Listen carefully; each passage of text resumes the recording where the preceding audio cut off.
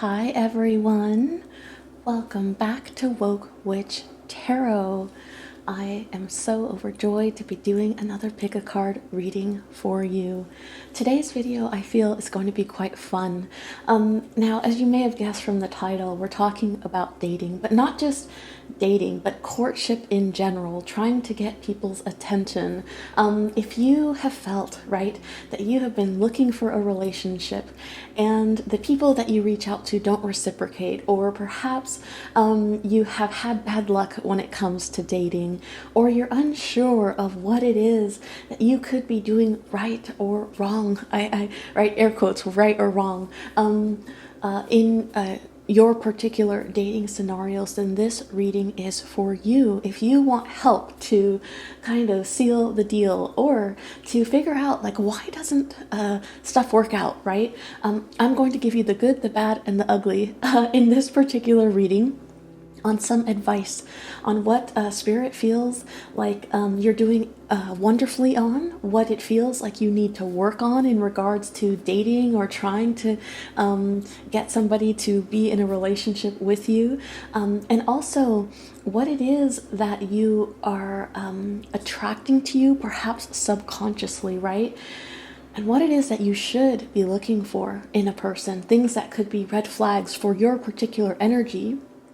This way, it allows you to avoid heartbreak by barking up trees that you probably shouldn't be barking up, right? And gives you time when you're not wasting time with people that you know aren't going to resonate with you in a romantic way.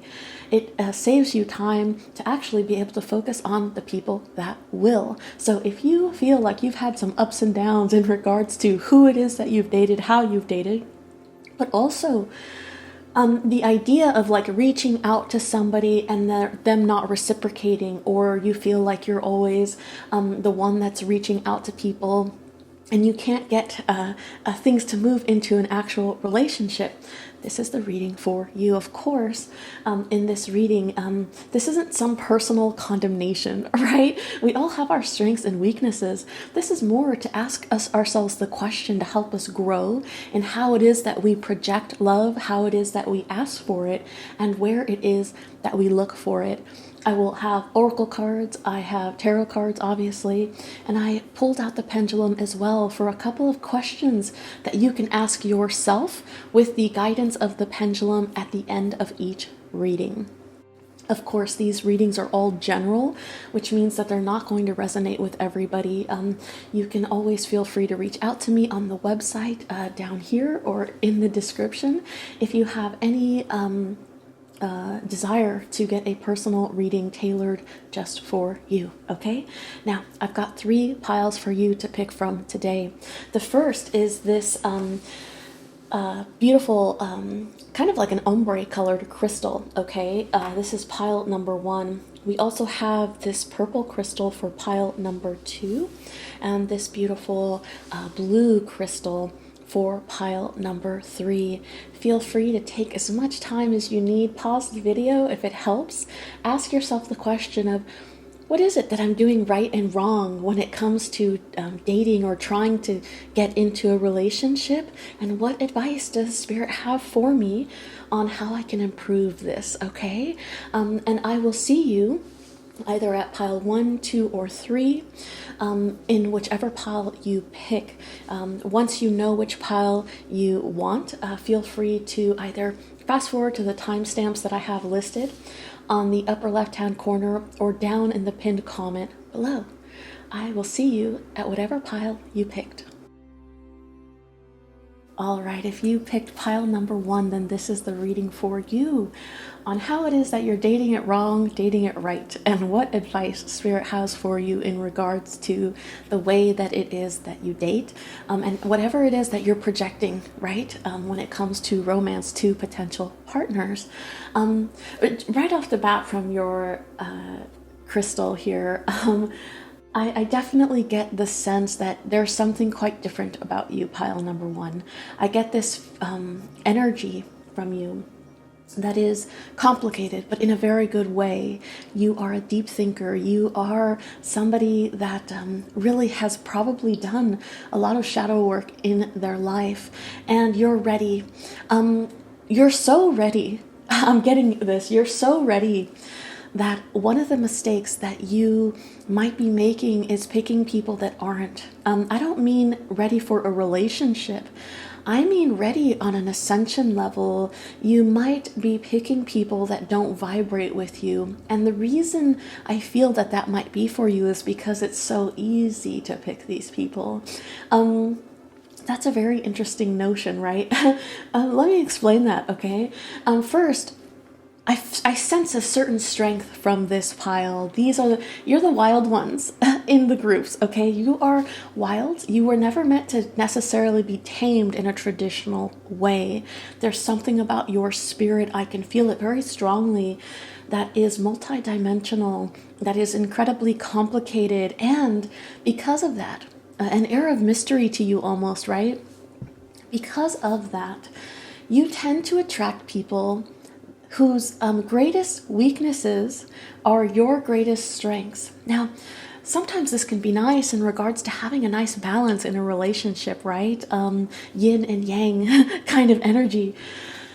But for you, I feel like people orbit around you that almost want to, by osmosis, take from you, take this energy. And when they start to date you, or when they think about dating you, or when you guys are courting, all of the things that made you wild and beautiful and unique, they want to tailor those things down, to temper them down for them. I feel perhaps for you, pile number one, you have, for the relationships that you have been in, people have asked you to change for them. And you may have, okay, in your youth or inexperience, you may have been willing to accommodate this. And I feel a sense of your growth being one that says no more. One that says, I will not actually sacrifice who I am to appease people that haven't done the growth that I have done. And yet you are a magnet to these kinds of people, right? You are a magnet to the people that aren't fully whole, that aren't fully healed, that want this from you. And then once they get you, they want to change you to be like them, so that way they don't have to push themselves to step up like you have. I feel there's a great tug of war here with your energy when it comes to that. So certainly learning to see the warning signs of those types of people, I think would help, okay? But also knowing that any relationship where you're immediately sacrificing your wildness, your uniqueness to suit somebody else is going to end up in heartbreak. It's going to end up in a place where you always feel like the glass is half full and your love tank is not as filled up as it could be with somebody else, okay? Let's see what we get for you in regards to your card.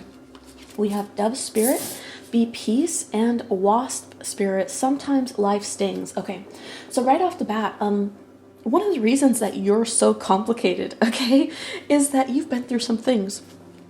There are people that grow because they feel compelled to, right? And there are people that grow from negative circumstances, right? You probably have had quite a bit of tower moments in your life, and that has forced you to change.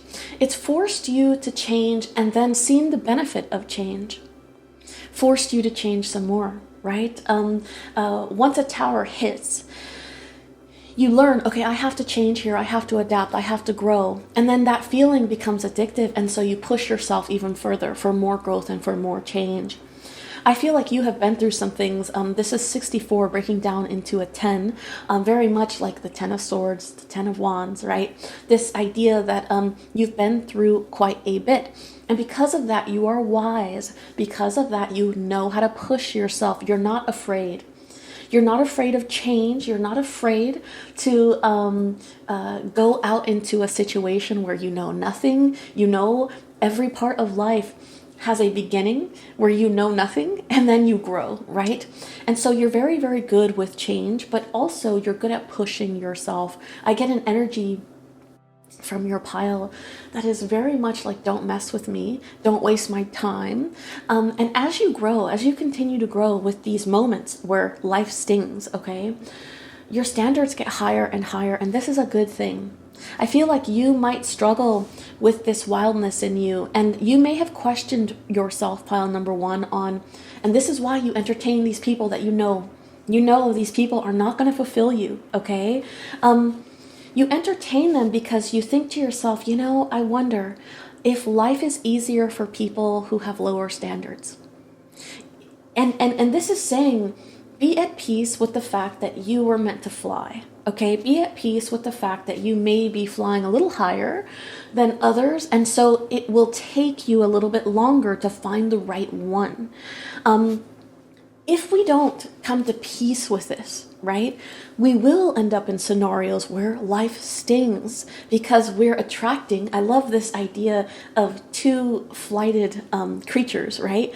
Because there's a sense of like these people will buzz around you because they see your strength, they see your wildness, they see your fearlessness. Okay, they want some of that. And then they get you and they're like, no, change for me. Okay, because you're too strong, you're too powerful, you're too in your knowing. So this is saying to be at peace with the fact that you're going to have a lot of people gravitate towards you where your strengths are their weaknesses, and you're being asked to avoid the temptation to fix those people or to make things work that you know deep down aren't going to work. Right? Aren't going to fulfill you, okay? I get too, like, people that you think, you give more grace to them than you should. Like, oh, I got this red flag, but maybe I'm misunderstanding. Maybe I need to dig a little deeper, or maybe I could learn to love this thing about this person. You're always going to end up here if you do that, okay? You weren't meant for the status quo, and that's exciting for you, right?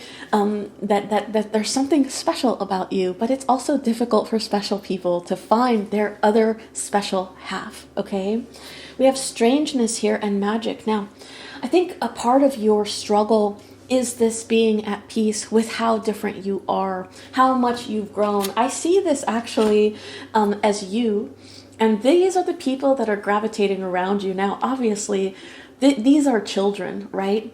And I think it's very, very lovely that this card has come up for you, because it really helps me put into words the energy that I was getting of like the people that you attract, okay? For the purpose of this reading, I see this very much as the people that you're attracting. Look at the difference of your size and theirs, right? Why would you invest in people that have not grown like you have grown? And they will point to you and say, you're strange in this way. Why do you have to have such high standards? Why do you have... No. The problem is that they need to grow like you have. Okay? Not the other way around. Isn't it funny how... that's always the way that most people want you to work. Withdrawing things from yourself, withdrawing strengths from yourself to suit them, instead of them rising to the challenge and growing up as big, as powerful, as transformative as you have, right? So this is saying to be at peace with the fact that you are different, and to know that it's going to take you a little while longer to find that perfect match for you. Now, the reason why I said that I think it's lovely that this has come out, because these are obviously children to this bigger creature here. And I very, very much get the sense that you have entertained people that you know you would have to raise. Okay, now I'm not talking about people that have children and you agree, like, you know what, the fact that you have kids, I'm cool with that, right? Like, I don't mind being a stepmom or a stepdad if we end up taking this to the next level. That's not what I'm talking about. I'm talking about the people that you're dating yourself. People that you literally have to raise. They're like children. They're not on your level. And that's not to say anything bad about them. That's just to say that you guys are mismatched. There are a lot of people that come to you because you have this strength. I mean, look at the color on this. This is not the color of somebody that is simple-minded, that is, right? You're complicated. You are deep. You are powerful. These people are attracted to that. And so you're attracting all of these people like moths to a flame, right? That you would have to raise if you were to entertain them. So I feel for you, pile number one, you have been in relationships where you had to coddle a lot of immaturity, perhaps. You've had to coddle people through big decisions in their life, and that's not who you belong with. You belong with somebody that has like emperor type energy. You're looking for a boss. You're looking for somebody that has their life together. These are the people that you should be going towards. Now, I know that I might get some pushback here in the comments about how I describe like the people that you should be looking for. And I want to be clear, I'm not saying that people that don't have these qualities are bad people or not worthy of you being gracious to them, letting them down easy, right? I'm not saying to be mean to them or to judge them so harshly that you dismiss them in a rude way. What I'm saying is these are the people that you're going to vibe with. Don't waste your time. Don't waste your time with people that don't see the magic in you and are not magic themselves. Okay, now some of you could be creatives.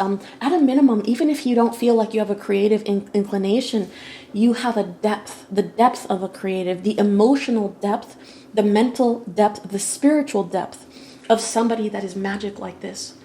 And anytime that you go for the status quo, you're going to be unfulfilled. You need magic in your life. You need color. You need passion, okay? All roads where you try to accommodate people that don't fit this build will lead to a sting, will lead to an ending disappointment. And what I'm getting here is a feeling that there's something wrong with you, that you need to change, that you need to settle, okay? Now, for some of you, some of these cycles that you've been in where you take care of other people that you know aren't going to be able to reciprocate on your level, okay? This is generational. This is something that maybe you saw a mother do. Maybe you saw a father do, okay? Or maybe you had to raise your siblings from a young age and you're so used to taking care of people that act like babies, okay? That you immediately, when you see somebody that needs this strength from you, your immediate gut instinct is to mother them. It is to come in and say, I'll take care of you. And then you end up not getting taken care of. And this person expects you to care for them forever. Not just care for them, but to lose the zest, to lose the spark that made you the unique thing that they were drawn to begin with, okay? This breach, this is saying we're breaking through now, okay? We're breaking through the cycles that have kept us going back to these people that we know are not good for us. There's so much for your particular pile. I don't feel like this is going to happen in the other piles, but for your pile, there's so much. I'm just going to say it plainly and bluntly, okay? You have to cut this off at the pass. The second that you know, okay, you've gotten 3 out of 10 red flags that I know are not good for me, you have to stop entertaining this person. You can say, hey, you know what? I really like you. We should be friends, and leave it at that. I feel a sense here that you chase people that you know are not going to fulfill you. And I think a part of that could be subconscious. It could have to do with work that has to be done to heal trauma of always being the one that has to take care of everybody else, okay? I think some of you, okay, this is it's a rare group, but I'm going to point it out. Again, this isn't a condemnation on you. It's something to think about. I think for some of you, you have all this power and you know you have all this power. You have power of personality, power of uniqueness, right? You've got a hell of a sex appeal. You have power in the bedroom. Sometimes you might actually like the idea of being with a weaker person. I get 2 reasons for this. One, you know this person will never leave you. They'll cling to you like babies do, right? They'll never grow up. And they'll never let you go. And even though you know, I'm not 100% fulfilled, you could love somebody like this, right? But feel like I'm disconnected, I'm not 100% fulfilled here. You know at a minimum they won't leave you. There's a power dynamic that you're using in a way that is not healthy for you or for the people that you try to get into relationships with, okay? So you immediately go to lower hanging fruit, right? Like, I know this person won't leave me. And this is something that we need to breach. This is something that we need to crash through, that we need a cycle that we need to break in order to come into this energy where you are attracting people that are magic. I think another part is when you've grown up with the energy that I feel that's coming from you, from your pile. A lot of people try to put you down growing up, right? A lot of people, they sense your strength and they see that as a threat. And the only way that they know how to deal with that is to say, well, this is what's wrong with you. Whispering, gossiping behind your back, pushing you out of the group because they know that if they let you in, you'd be the star, right? There's a lot of resistance that I feel that you've gotten from society here in regards to the fact that you know yourself, you know what you want, and you're powerful and smart and sexy, okay? I can feel it. Now, a part of this upbringing, okay, these experiences that you've had with others, this upbringing, I feel, has left you to a place where even though you know you have power, even though you know what, you look in the mirror and you're like, I'm kind of a pretty bitch, okay, right? Like, even though you have these moments where you can see your strength breach, right? You also, in the back of your mind, remember all of these negative experiences. And so to go towards the magical people that you know that you want in your life, you feel this is going to sting. First, it's out of my comfort zone, right? And second, what if these people that I actually do want to be in relationships with, what if they don't want me in return? And what does that say about me? Maybe all of those people from before were right. You fear failure here. And so you don't reach up, you reach down when it comes to who it is that you can be in a relationship with. I think the biggest challenge for you, if I were to give you any advice, right, from a personal perspective, what I know about how men, women, women, right, whatever you're into, how they interact is an exercise, okay? An exercise. How about this? How about starting a dating profile? Do it for a week, a free trial, 7 days, okay? Make your profile and only engage with the people that are your dream person. When people come to you on this profile that you know, ooh, this doesn't match, this would never work for me, immediately click the X. Swipe away. Do not entertain. Even if these people come into a conversation with you where they're like, hey, I noticed your profile, you're so beautiful, you're so lovely, I would give you the world. You know these people aren't going to match with you. Practice saying no. Not even saying no, not even beginning the conversation, okay? And then only reach out. Only star, like, whatever match, whatever the terminology is for whatever site you're on. The people that you feel are 100% out of your league. Only engage with those people. Practice that and see what you get in return. Because I feel like for you, you're going to get a lot of confirmation that the people that you thought were out of your league actually think you're pretty freaking awesome. And then you're going to realize I've been wasting time with people that I felt were safe yeses, so that I didn't have to deal with the feeling of being rejected like I have in the past. And when somebody does reject you, right? One of these dream matches, right? One of these people that you're like, okay, this person I feel is above my league, right? You'll realize, wait a minute, that actually didn't sting so much. It didn't hurt as much as I thought it would to get a no from the people that I feel are out of my league, okay? But you'll get people to respond too. I feel like that would be a good practice for you, doing it in a safe digital space where you don't have to be rejected in person. And then this will give you confidence to actually only go towards the people that you know you're reaching up instead of reaching down, okay? As I said, right, I hate to have to clarify this so much, but you know how people get in the comments, okay? As I said, I'm not talking about being cruel or being dishonest or being, that's not what I'm saying at all. Of course, you have to represent yourself as who you truly are, right? But also, this idea of like reaching down, I'm not looking down on people. I'm just saying who is right or wrong for you, okay? I'm sure these people that you may be reaching down for are lovely. They're just not lovely for you, okay?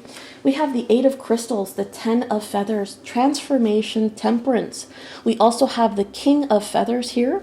I'm sorry, let me start over because for those of you who aren't familiar with this particular deck, you won't know what like the feathers mean, or right? You might be confused. So let me go back. The 8 of Pentacles, the 10 of Swords. We have transformation, which is the Tower. Okay. We also have Temperance, the King of Swords, the 7 of Wands, and the 8 of Cups. What else? 3 of Wands. Very interesting. The Tower again, and the Page of Cups. So you could be a Scorpio, because we have Scorpio here twice. We also have the Whale, which is water energy to me. You could also be a Sagittarius, because we have Temperance here as well. Or you could be an air sign. There's a lot of air here in this particular pile, a Gemini, Libra, or Aquarius.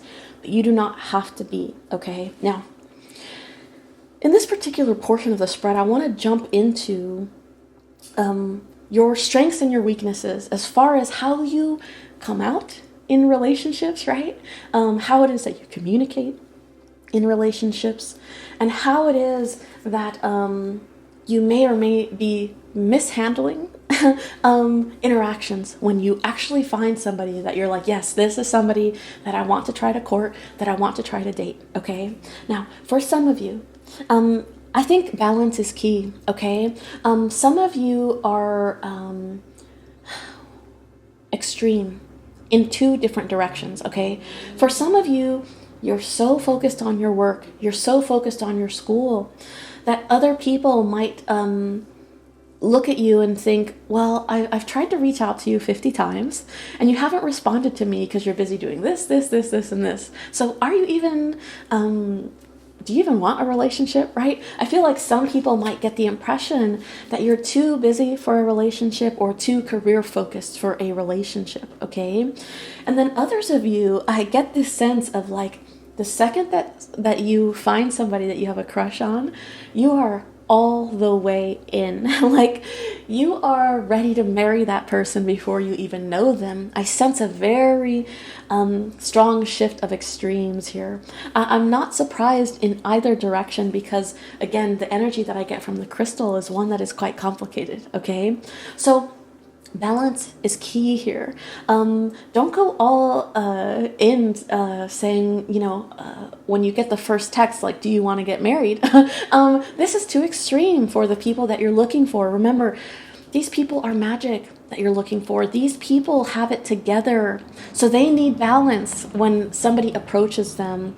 If you are a week into speaking to them and you're already talking about children and getting married and all this stuff, that is too extreme. If you're never around because you're so busy focused on your work and stuff, that is too extreme on both sides of the spectrum, okay?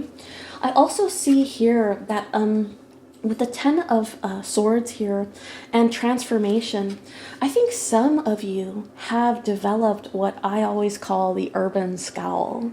You've been through some things, right? Like pile 1, you've seen some stuff, okay? And sometimes when we get out of these situations, we forget to reset our presence, right? The best example that I can give you on how to apply this practically is the idea of like people that have had to, women in particular, but men as well, that have had to walk through bad neighborhoods when they were young, okay? There's a face that you make. There is a expression that you make, a way that you walk that says, don't mess with me, okay? You have that aura about you. Okay, you've been through things and you know I gotta set up boundaries from the start. I gotta protect myself from the start, and I have to let it be known that I will not be treated like I was when I was young. I am a predator's worst nightmare. I am a low vibrational person's worst nightmare. I'm not somebody that you want to waste your time with. So you have this aura about you of you're impenetrable. And this is basically saying that we can't lead with that all the time. We have to get better at recognizing what neighborhood we're in now. I hate to relate it to neighborhoods, right? But this is where this term urban scowl comes along. You have to understand, right, that there's a time and a place for everything. And sometimes you might be leading with this scowl that you never learned to dial back, because you were in situations where you had to protect yourself, okay? And this protective presence that you give off sometimes is misinterpreted as I should not approach pile number one. Because pile number one is not interested in relationships. Pile number one might actually bite my head off. Very praying mantis vibes. Praying mantis is sexy, but also people know what happens to their partners, right? So we need balance here. We need balance in the energy that we're projecting, because I sense that although you've had a hard life, although you know how to put this aura about yourself to not for people not to mess with you, right? You're actually very deep people. You feel things very deeply. You're a bit of a romantic, pile number one, and we need to get that across as well. So there's a balancing act that needs to happen here in the energy that we are putting off. For some of you, I feel like this advice that I gave you from the get-go is one that is right on, okay? With the Eight of Cups, the Three of Wands, the Tower, and the Page of Shells here, you might actually meet the person of your dreams through a digital platform, through an online dating website. Because I get this thing about distance, right? I get this thing about electronics. I get this thing about the Tower being you having to crush your expectation or your view of how it is that you are going to meet this individual. And you have to kind of take the lead here and put yourself out there, okay? Again, you may have done this in the past. You may have tried online dating, but try it with the strategy that I gave you, right? And see if you get a different result. Don't let one bad experience be the one that tells you this isn't worth doing this, right? Very, very interesting. So some of you, this wish, this person, this love that you are trying to have come to fruition for you is somebody that you will connect with either at a distance or electronically, okay? Now, notice how Temperance has come out on top of Ancestors. This is that healing work that I had mentioned that we need to do. We need to break cycles from the past. Okay, we need to bring balance to that as well, to our desire to want to nurse people. If you speak to somebody after a week and they're like, I need your social security number because I have bad credit, that's your red flag. I'm already taking care of this person.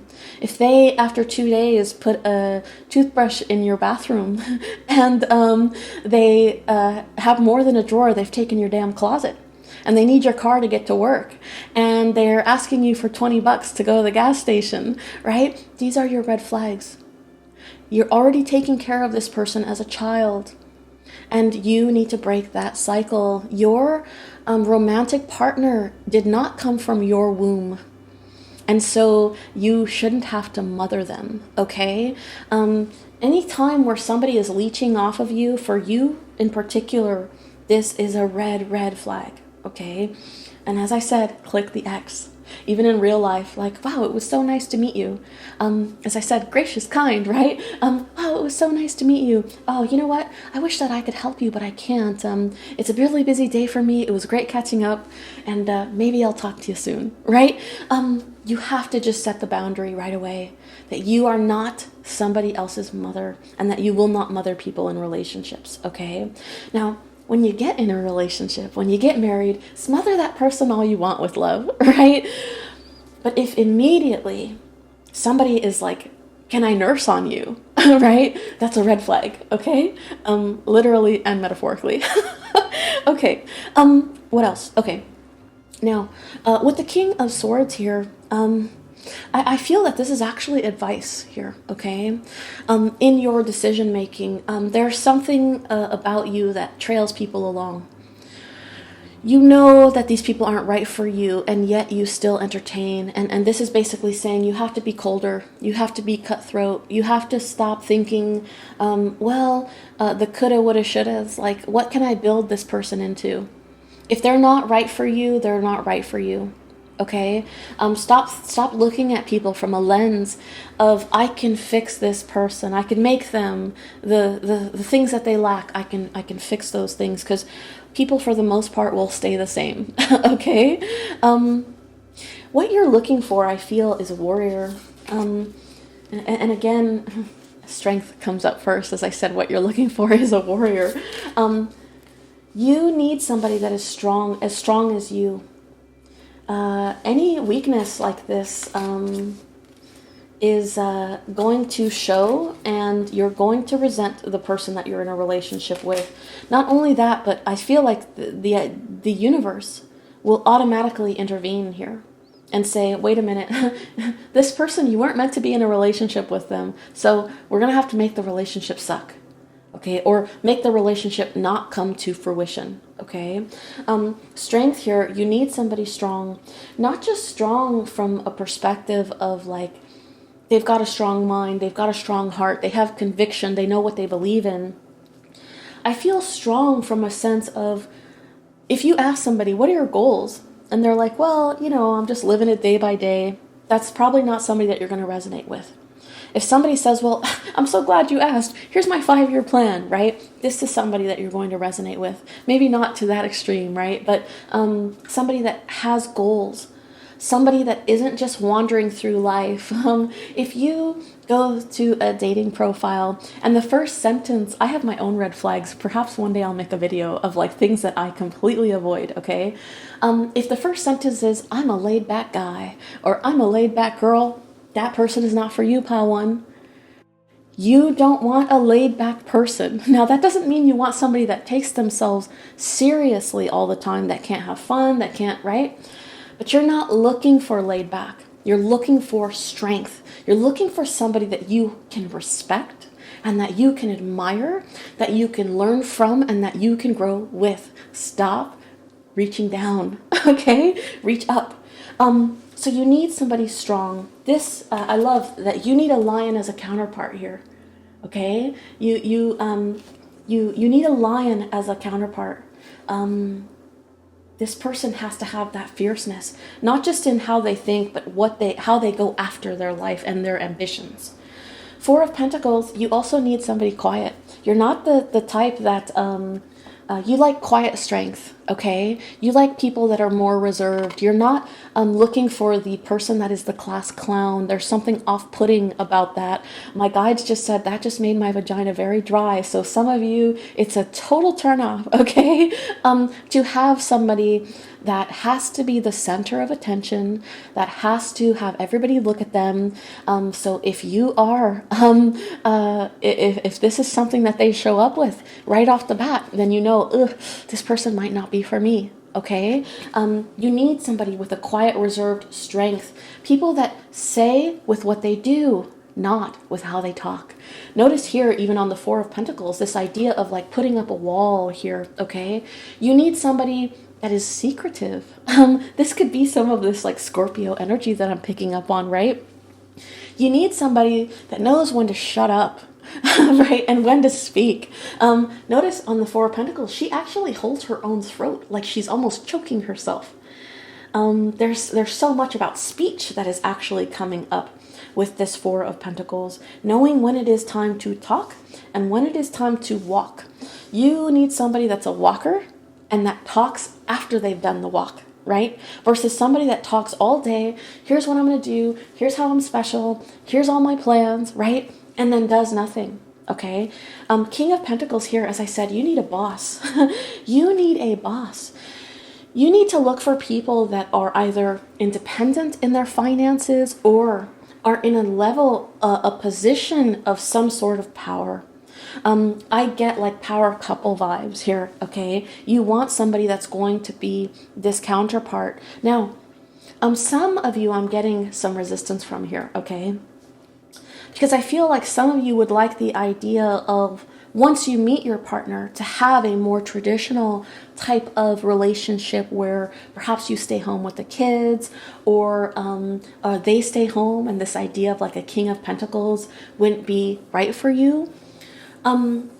If you are somebody, let's say you're a woman, right, just for example's sake, and you want to stay at home with your children, you don't want to be a power couple, right?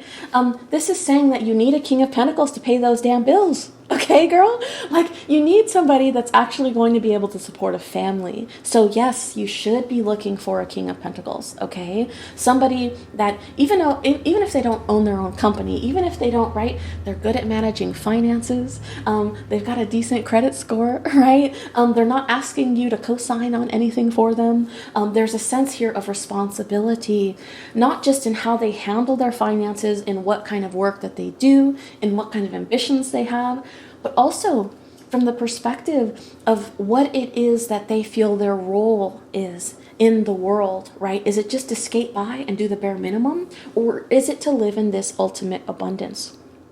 Because again, the people that want to live in ultimate abundance, whatever they define as ultimate abundance, right? I think for this pile, for the people that you're looking for, ultimate abundance means freedom. They don't see money as a status symbol, they see it as fun coupons. I can do whatever I want, not I can be rich, okay? There's a difference, okay? So for those of you that are like, well, I don't want to be a power couple. I want to stay home. I want to raise children, right? You need a King of Pentacles in your life to do this. For those of you that I feel this tradition backwards, okay? Where you want to be the King of Pentacles and you want somebody to, again, a small group here, but I'm feeling the energy, so I'm addressing it, okay?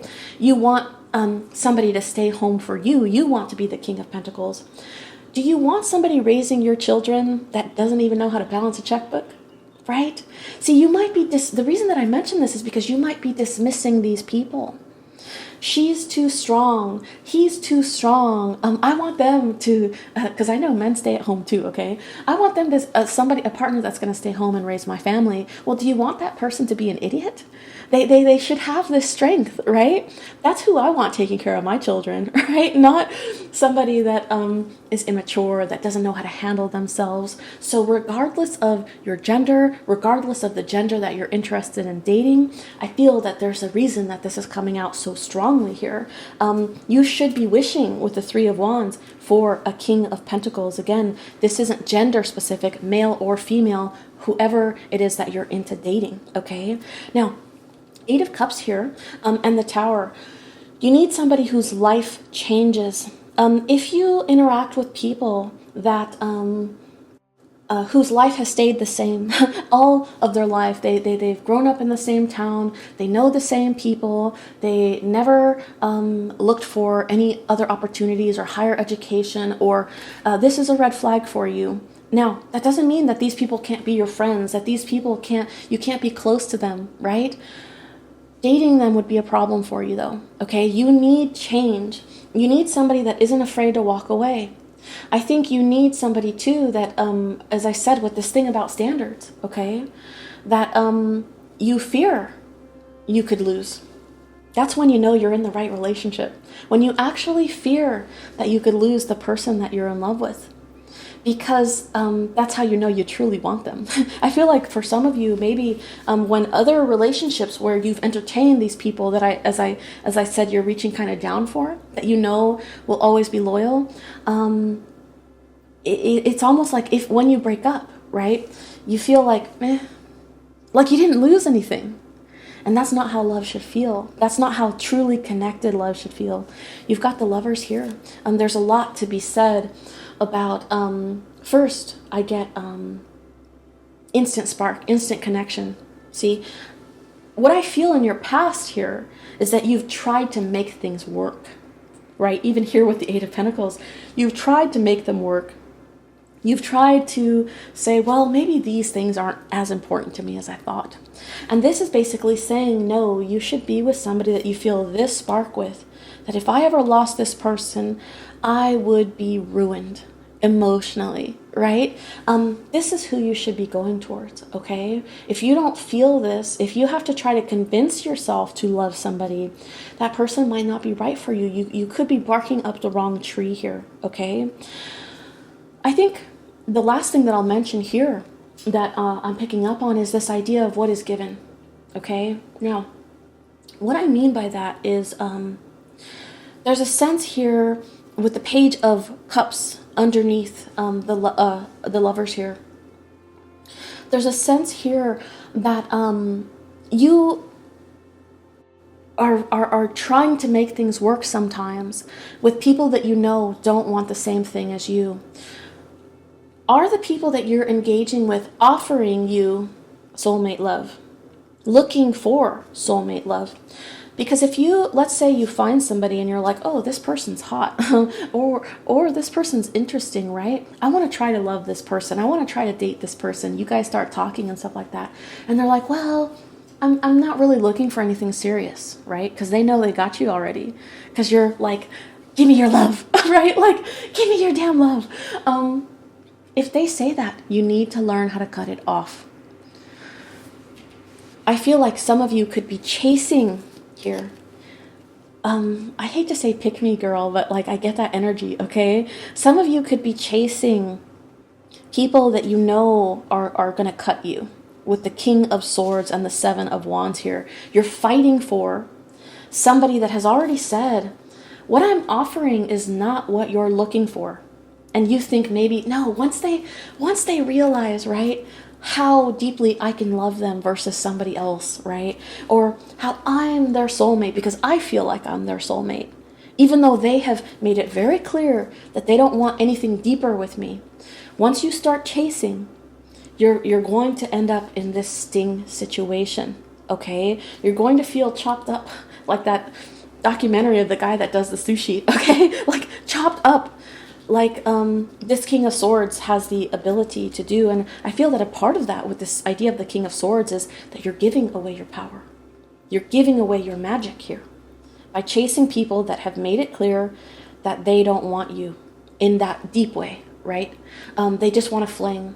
And then you're like, well, maybe if I'm really great in bed, they'll all of a sudden magically fall in love with me. So you engage in something like a fling, even though you know that's not what you want, because you're looking for commitment. You're looking for a soulmate here, right? And then you end up stung, okay? Because you can't change that person later. Ten of Swords, yeah. You need somebody that has the same battle scars that you do or similar, okay? I don't think you'll do well with somebody that has this King of Pentacles energy, but the way that they got it was through a trust fund, right? You need somebody that has worked for themselves, that has come up by their own riches, right? They have fought for their own life. They have not had it handed to them. And I can see that here as well. Like-minded, as I said, as far as goals, ambitions, and also connected to spirituality. They need to see something deeper in the world than just what is right in front of us. That doesn't shock me, obviously, because you're watching a video about tarot. So you clearly feel the same way, right? You see something deeper in the world than what is right in front of your eyes, okay? And you need somebody that shares this, that is quite intuitive as well, and that understands, I'm getting the power of manifestation, the power of working with the universe here with Moonchild, okay?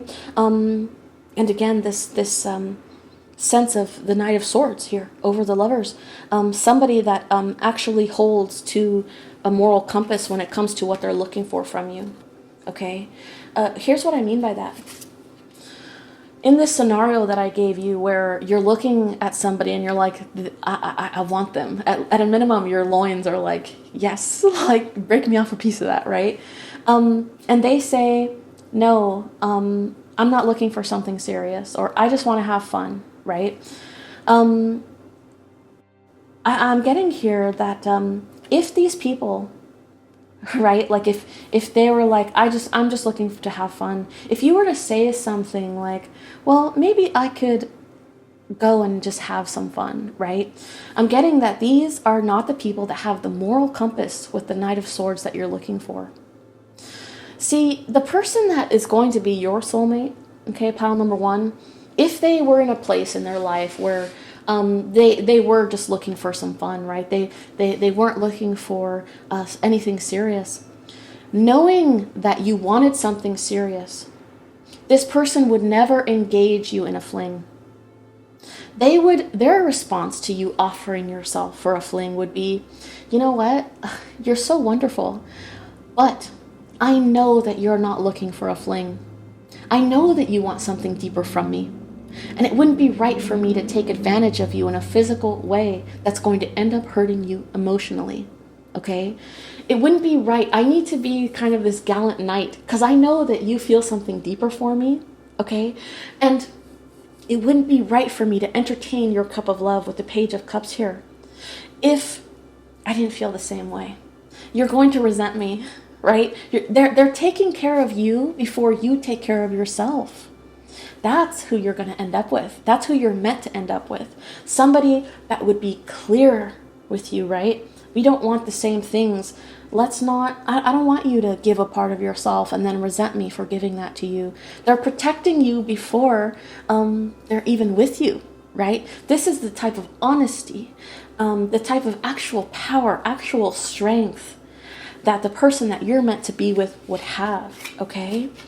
So if you were to offer yourself up for a fling, knowing, right, that they're not looking for something serious, the actual person that you're meant to be with would reject you. They would turn away easy sex.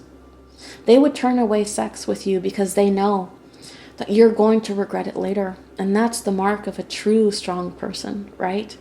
They have the self-control too, right? Which is nice. This is true power I'm getting here.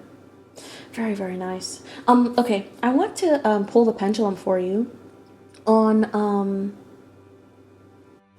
some questions. Now, the first thing that I want you to think of is a yes or no question. This could be in regards to like somebody that you already have in mind, if things would work out with that person, right?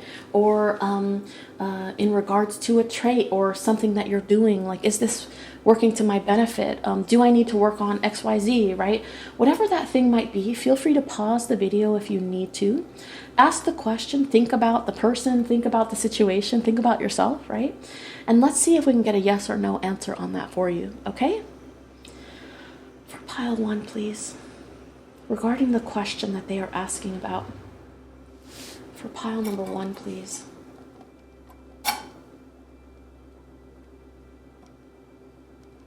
Yes, okay, so if you're thinking like, can I get along with XYZ, or, right, then you have your answer. Now I want to do something a little bit different. I want you to think of a question, and we'll see what it is, something perhaps even more complicated, something that you want, something that you desire, something that you are trying to perhaps work on yourself for, as far as shadow work or something like that, okay? And then pause, as I said, if you need to, and then we'll swing the pendulum again and see what answer you get, okay? For pile number one, in regards to this question, please, for pile number one.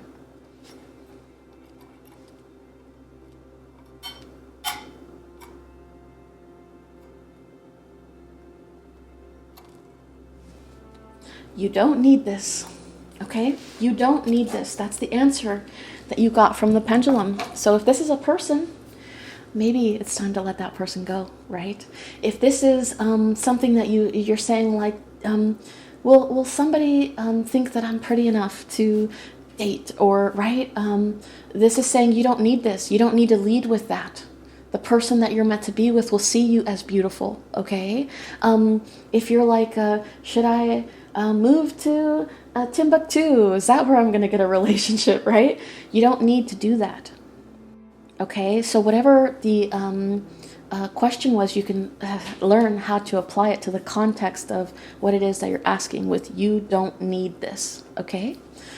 pile number one, that was your reading. I'm very curious to know what you think about this particular type of reading, if it resonated with you or not. And what do you think about this idea of dating, right? Do you want me to do another video to help you in regards to dating and how to kind of get in a relationship, right? I feel like I have some really good experience when it comes to that, okay? Let me know down below. Thank you so much for watching. I hope that I see you soon in the next video. Bye-bye. All right, if you picked pile number 2, then this is the reading for you on how it is that you're dating, right or wrong or complicated, right? Ways that you might be perceived that you didn't realize when dating. Also, things that you could do and people that you should look for, attributes that you should look for in regards to who it is that could be a potential partner for you. I want to give a little disclaimer. After working on pile number 1, I found myself saying this quite a bit throughout the video, and perhaps we can just get it out of the way now so that I don't have to repeat it over and over again during the video. I might mention in this particular video how somebody could be wrong for you, how somebody could have qualities that won't fit yours, right? Or that you will not vibrate with. And of course, you know, on this channel, it is all love. All people are worthy, all people are wonderful. But that doesn't mean that they're worthy or wonderful for you. So when I say these things, please keep in mind that I'm not disparaging people that you've been in relationships with or potential suitors. I am merely saying that although I'm sure those people are lovely, they might not be right for you. And that doesn't say anything bad about them. I'm not putting them down. It's just about what vibrates with you and what doesn't, okay? Now, for your particular pile, I'm glad that I said vibrates because not that vibrate, pile number 2. Get your mind out of the gutter, okay? One of the things that really comes to me strongly here is the word flow. And I think this word vibrate as well falls very much in line with this feeling that I'm getting of flow for your particular pile. I think one thing that is quite important for you is to find somebody that you flow with. Now, it's interesting that this thing about flow, about vibration, has come up because I feel like one of the ways, kind of a random tidbit, but one of the ways that you can tell if you really mesh with a person or not might be to know what kind of music they listen to. There's something about you that is so vibrational, so about rhythm, so about flow. You need somebody that flows on the same vibrations that you do. So music actually could be one of the things that you really, really connect with, okay? I want to jump in and see what kind of energy we're getting about relationships from the past, what it is that you need, right? And any advice for you in each particular spread. Now, you've pulled Whale Spirit, Trust the Great Mystery, and Stag Spirit, Take the Lead. Now, this very much, right, with Whale Spirit, this idea of water, this idea of flow, waves crashing, think the rhythm of the ocean, right? It very much resonates with your crystal, with the energy that I was getting from that. There are people that you just know instinctively that you flow with. And there are people that you probably know right off the bat, like we're on a different vibration. And you taking or accommodating, right? People with energies that you know right off the bat you don't flow with is going to get you in trouble. It's going to send you into the deep in a way that I feel that you will not resonate with. So vibration and flow is something so important for you. With your particular, the traits of somebody that you're looking for, I think somebody with an air of mystery about them, where you feel a connection to them, but you don't necessarily know what it is. There's something about you needing to resonate with somebody on a level that's deeper than just what they check off of a list. In fact, I would argue that you may have found people in your life, right, that approach you or that you want to approach, and you think, wow, this person would be perfect for me. They check every single box of what it is that I'm looking for. And then when you meet them, when you actually engage with them on a romantic level, you realize we don't flow well together. And that's your sign, right? To stop. Let's be friends. I gotta find somebody that I flow with, okay?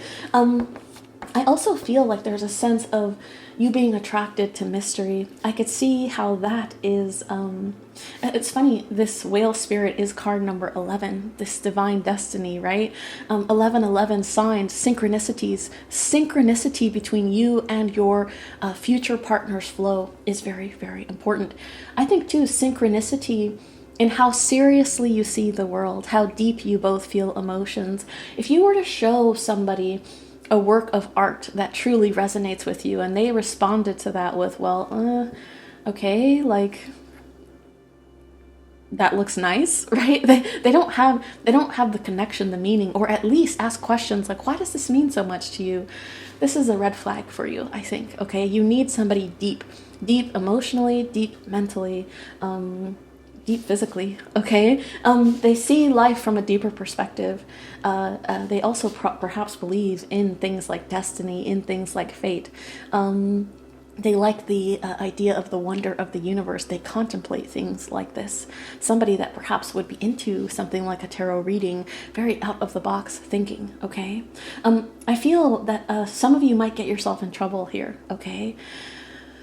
With this idea of the great mystery, I feel like some of you are attracted to mysterious people because you think they're that like bad boy or that bad girl that's like leaning up against the motorcycle smoking a cigarette wearing a leather jacket, and you think you might misunderstand this as mystery, as depth, right? And then when you actually get to know this person, you're like, wait, they're not actually complicated in a way that resonates with me. They're not mysterious in this way. They're just a jerk, right? So I feel like some of you might attract people like this that are like bad boys or bad girls, right? Because you think, oh, this is different, this is deeper, this is right. And sometimes you cross signals here and you end up with people that aren't actually mysterious. They're just not nice, or they're just not mature, or they're just truly disconnected from the world. And you can't engage with these people. You can't flow with these people. Very interesting. Now you also have stag spirit, which is taking the lead. I think this is quite interesting energy. One of the things that the universe wants you to work on is not remaining a mystery to the people that you are attracted to. There's very much a sense that you will be the person that takes the lead in engaging with your person, okay? You might have to be the one that speaks first, that at least gives a hint, like, I welcome the opportunity. I welcome you to flirt with me. I welcome you to engage with me, okay? You might have to put yourself out there first as the leader in bringing you and another person together. So if you're a bit of an observer when it comes to relationships, right? You refuse to engage with somebody unless they come after you first, they chase you first. This might be something that you need to work on.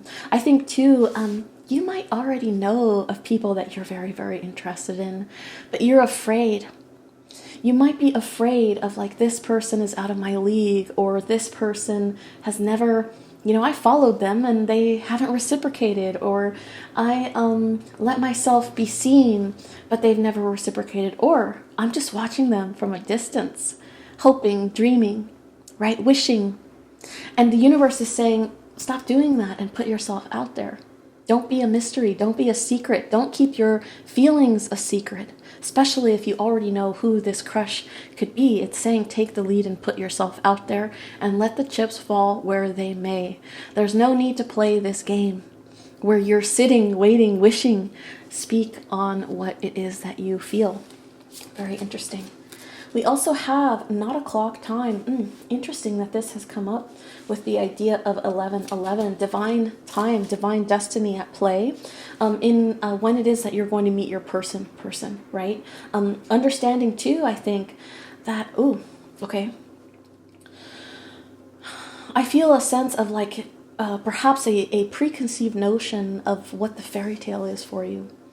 This is how things will go. Exactly. You've written it out. My great love story, right? And this very much is saying that to let go of your restrictions on time, on circumstance, on, right? And to be open to mystery, open to things unfolding in ways that you may not have plotted out in the story version of your great love affair, your great love, right? But it's the way destiny has decided to bring this together for you. I also feel a sense here that with this idea of time, that you're perhaps meant to look for somebody that you can be a friend with first. There's a sense here that time is the thing that builds your bond. So not necessarily, oh, it's not instant. I'm going to sever this connection. Oh, it's not, right?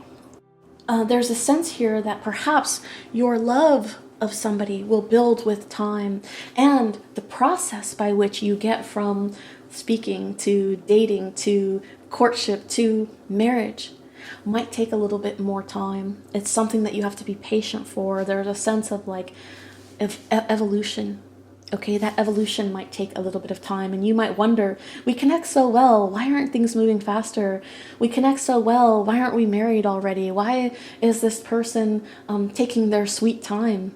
And this is a part of their process. This is a part of them really making sure, okay, we do vibe, we do connect, we do flow, so that you don't make the wrong decision by trying to rush into something, okay? We have vulnerability that has shown up as well. Again, for some of you, you're already buzzing like this bee around something that you know you want to pollinate, around something that you know, like, I am so attracted to this thing on a level that is almost instinctual, right? Bees, they don't take a training course in how to pollinate things. They just have an urge to do this. It's something that comes natural, right? So you perhaps already have a natural connection with somebody. You may have already set your sights on somebody, and you are keeping this a secret for fear of having to be vulnerable, to go up to this flower, right? And to take the lead in this particular direction. Very interesting. This is emergence. It's time to emerge, okay? It's time to show yourself, and the word instinct. For your particular pile, if you've already met this person, okay, this is basically saying to trust your instinct, that you are connected with this individual, to take the lead and to emerge from your cocoon, to emerge from this space where you're hiding in secret, perhaps watching this person online or something like that, instead of just coming out and saying, look, I think you're hot, I think we connect, like, let's chat, okay? This is saying it's time to step up and put yourself in a place where you're vulnerable, because you're airing out the feelings that you have. For those of you that have not met this person yet, okay, this thread is very much saying that when you feel the vibration, don't try to necessarily be this mysterious, don't play games, is what I'm hearing here. Okay? Trust your instinct that you're connecting with this person on a level that's almost metaphysical. Trust that you're drawn to this person for a reason, and don't hold those feelings back. What's the worst I can say? No, it's not going to work for me. And then you move on, right? It's really not that bad. This is basically saying that when you do connect with somebody, if you haven't met them yet, to follow your wolf's instincts. Wolves don't ask for permission. They don't ask for, they don't dilly-dally around what they want, okay? They go for what they want. And this is basically what this is saying, to kind of trust your more animalistic instincts. When it comes to, I feel a connection, I feel like me and this person could vibe, step up and say that, okay? Take the lead, be the wolf in your own life, and go for the thing that you know is going to satiate your hunger, okay? And emerge, and don't be afraid to, reach for that thing, okay? The Ace of Shells, the Ten of Wands, Ace of Cups for those that aren't familiar with how this particular deck works. Ace of Cups, Ten of Wands. We also have Strength, Leo energy.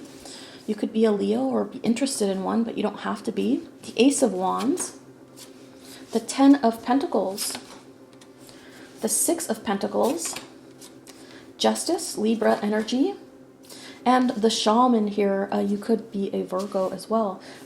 Very, very interesting energy, okay? Now, as I mentioned, okay, one of the biggest things that I feel is something that you need to work on is this idea of emerging. With the Ace of Cups here, this is very much of when you recognize that you are vibing with somebody, to take the initiative to say, here's my damn cup, right? Here's my cup. Take it or leave it. Like, taste it. Tell me if you like the taste, right? This is saying to put yourself out there, to actually engage with this flowing current of love. The Ace of Cups, right? The idea of flow, of overflowing. When you have this urge of overflowing love, swim to it like this turtle. It's funny because I had mentioned speed, right? Things working slowly. The turtle is such a perfect representation. Slow and steady wins the race with who it is that you're meant to engage with. If something happens quickly between you and another individual, if you say, wow, I vibe with this person, and you reach out to them and they're like, let's get married tomorrow, this could be a possible red flag for you. Because I feel like the person that you're meant to be with, there's going to be an evolution here of starting out small and then working our way up to this 10 of Pentacles, okay?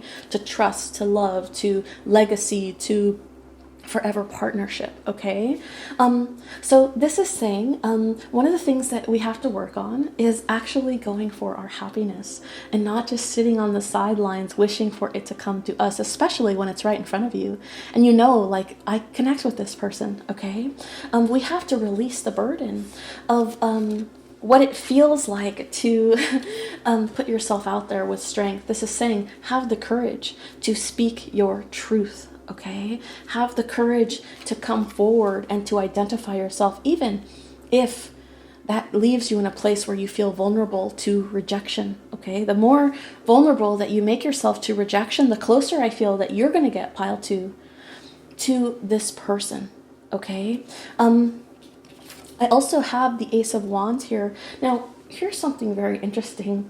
For your particular pile, I feel like the universe is going to tempt you in a lot of ways before you actually have the strength to take the lead and meet your person. I get this sense of it's constantly putting potential suitors in your path because...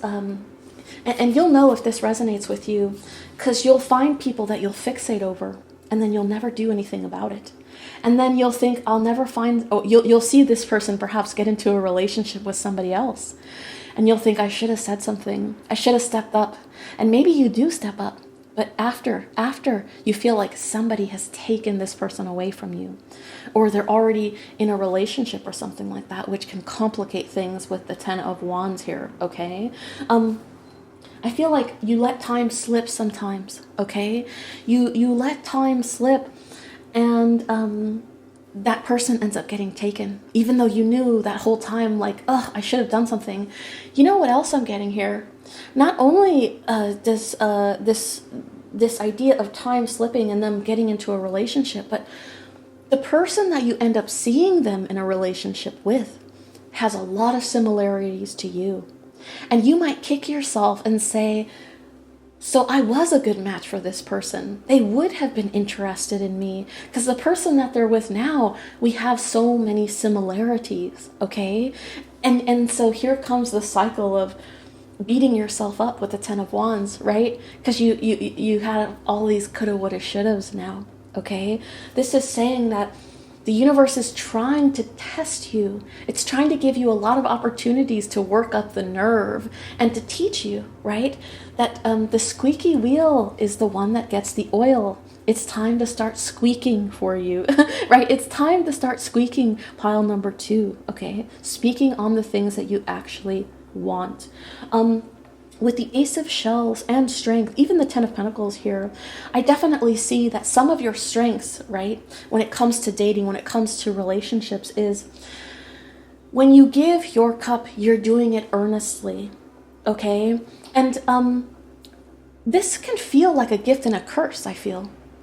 It could feel like such a curse to be like, why do I have to fall for people so deeply? Why do I have to fall for people and have these connections that I can't explain in the 3D, but I feel on a vibrational level? And you can kind of feel like this way of loving, this thing, this love that you always tend to gravitate towards is a bit of a curse in that sense. But this is actually saying that not only is it a strength, not only is how hard you love, how deeply you love, but how honestly you love. Not only is it a strength, but it is the bridge. It is the light that your potential partners will see that will separate you from the herd, okay? Separate you from everybody else. Because they'll be like, wow, pile number 2, like, they say they're interested in me, and I know they mean that. They're not looking for what I could do for them. They're not dating me because maybe I have a good job. They're not, right? I can feel on a vibrational level that pile number 2 is here for one thing and one thing only, and that is love, because you have a good heart. You don't even realize that you're doing this. The thing that you feel is sometimes a curse is actually a strength. You're being told to play this up here, to unleash that water, to unleash that part of you that you might say, this might be too much, right? This might, I haven't gotten reciprocation on this yet. No, this is the light that your future partner, your forever partner, right, will see in you that differentiates you from the crowd. It is your greatest strength. It's your heart. It's how much you love. Don't hide that. If you actually reach out to somebody or they reach out to you and you start engaging, right, in a conversation, if your inclination is to try to play the cool girl or the cool boy, where you are like, okay, 3 days, I have to wait 3 days before I respond to this text because I need to look busy, because I need to look like I've got a lot of dates, like I've got a lot going on. If you start playing these games, you're not going to find your vibration. Okay? It's actually the opposite thing that's going to get you noticed here. So no games for you, pile number 2, okay? You're being told that when you actually connect with somebody, to let it out. Let it out and speak genuinely. If you want to text that person 20 times a day, do that. Don't hold back because you feel like you need to play things cool. It is your genuine intention, your genuine interest in this person, your genuine desire to want to hear from them, to interact with them, that they are going to find attractive, okay? I also see here with the Ace of Wands that one of your strengths is in divine time, right? Because I feel like we're moving slow. I get restraint here. I get restraint and how good you are at building that when it comes to sexual connection, okay? With the wolf here and the Ace of Wands, they know deep down, they can sense from you that like you are a prize in the bedroom, okay? You have a way of giving off sexual energy without even trying. And also, like they know that you're going to be a wolf in bed, basically, okay? Now, when you give this energy off, although you're dumping, right? You're like open about this love, about your heart. You're wearing your heart on your sleeve, basically, okay? When you do that, you don't immediately go into the Ace of Wands. Just because you have an emotional vibration with somebody, right, doesn't mean that you're immediately going to sleep with them. And this is basically saying that you have to create hunger. The universe wants you to create hunger. The person that you're going to end up with is one that wants you to make them wait, to really make them become this wolf, right? When it comes to sexual intimacy, okay? You have this natural gift about you when it comes to getting people to crave you in the bedroom. This is basically saying that the person that you're going to be with wants to wait. They want that to get to a fever pitch until you both literally snap, okay? So I think the advice here would be to embody the energy without perhaps acting on it right away, okay? Because you're looking for something in the long haul, not a quick fling. And I think that the person that you're looking for too values first how how much more deeply connected your sexual intimacy will be when you make them wait for it, right? But I also get something about tradition here, okay? I don't know how you're going to feel about this pile number 2, but I almost get like they want it to be special here. Okay, they want it to be special. They want it to be something that you don't give to the milkman and the USPS driver and the Amazon delivery person, right? Like, if everybody in town is getting to eat that, right, they might be like, it's not special, right? So I get this sense here, even here, like notice the alligator, right? There's a sense of like, now I get to have my prize, right? Waiting for that, yearning for that here, stability, okay? Yeah, this person is looking for stability, this ideal partner of yours. 6 of Pentacles here. We also have Justice. And we have the Shaman. Now, as I had mentioned, right, not to sound like a broken record, but I feel a very deep connection here with somebody that you vibrate with on a spiritual level. And I think one of the things that the universe perhaps wants you to work on here is to have that restraint, especially with intimacy, to almost be able to root out, right, the people that are jumping towards low vibrational urges versus the people that embody this shaman energy, that have self-control, that have restraint, that are looking for something long-term. I think that if somebody immediately is just like, well, we've been on 2 dates, why haven't you slept with me yet? This might be a red flag for you, that this person is looking for a good time and not looking for this type of stability that you might be looking for, okay? So we can just cut those people out. Again, be nice, be friends, be gracious, right? But romantically, this might not be the person for you. You need depth. You need somebody that flows with you on a deeper level than just the one of the wand, okay?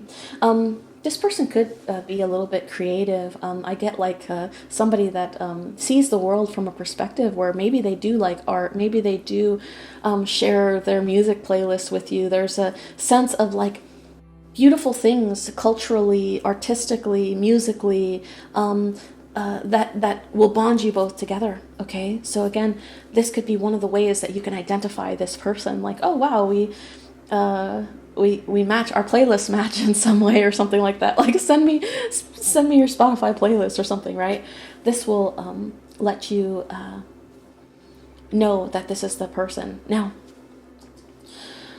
I think for some of you, okay, there is a sense here that you may give off an energy that is very, for lack of a better phrase, pixie dream girl, right? If you've ever noticed that phrase used in film or in story of like the, who's a good example? Think of, gosh, why can't I think of her name? The movie,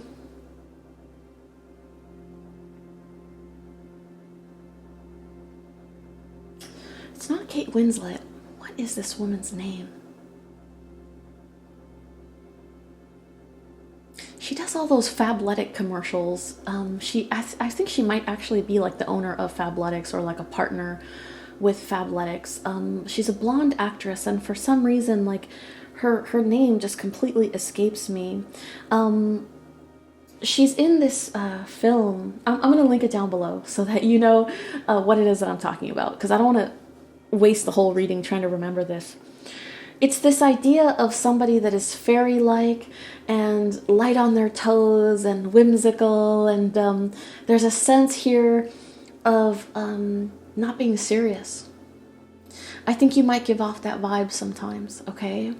You might give off the vibe of somebody that wants to be the pixie dream girl instead of somebody that actually is serious about relationships, okay? That is serious about life. And this is something that can be misunderstood, okay? If you, for example, are always talking about how you don't make a decision unless the tarot tells you, right? This could be something that somebody might see as not serious, okay? I know that's kind of a random example, but you kind of get where I'm going with this. With this justice, right, and strength, I see like a balance between the ethereal and what is right in front of us.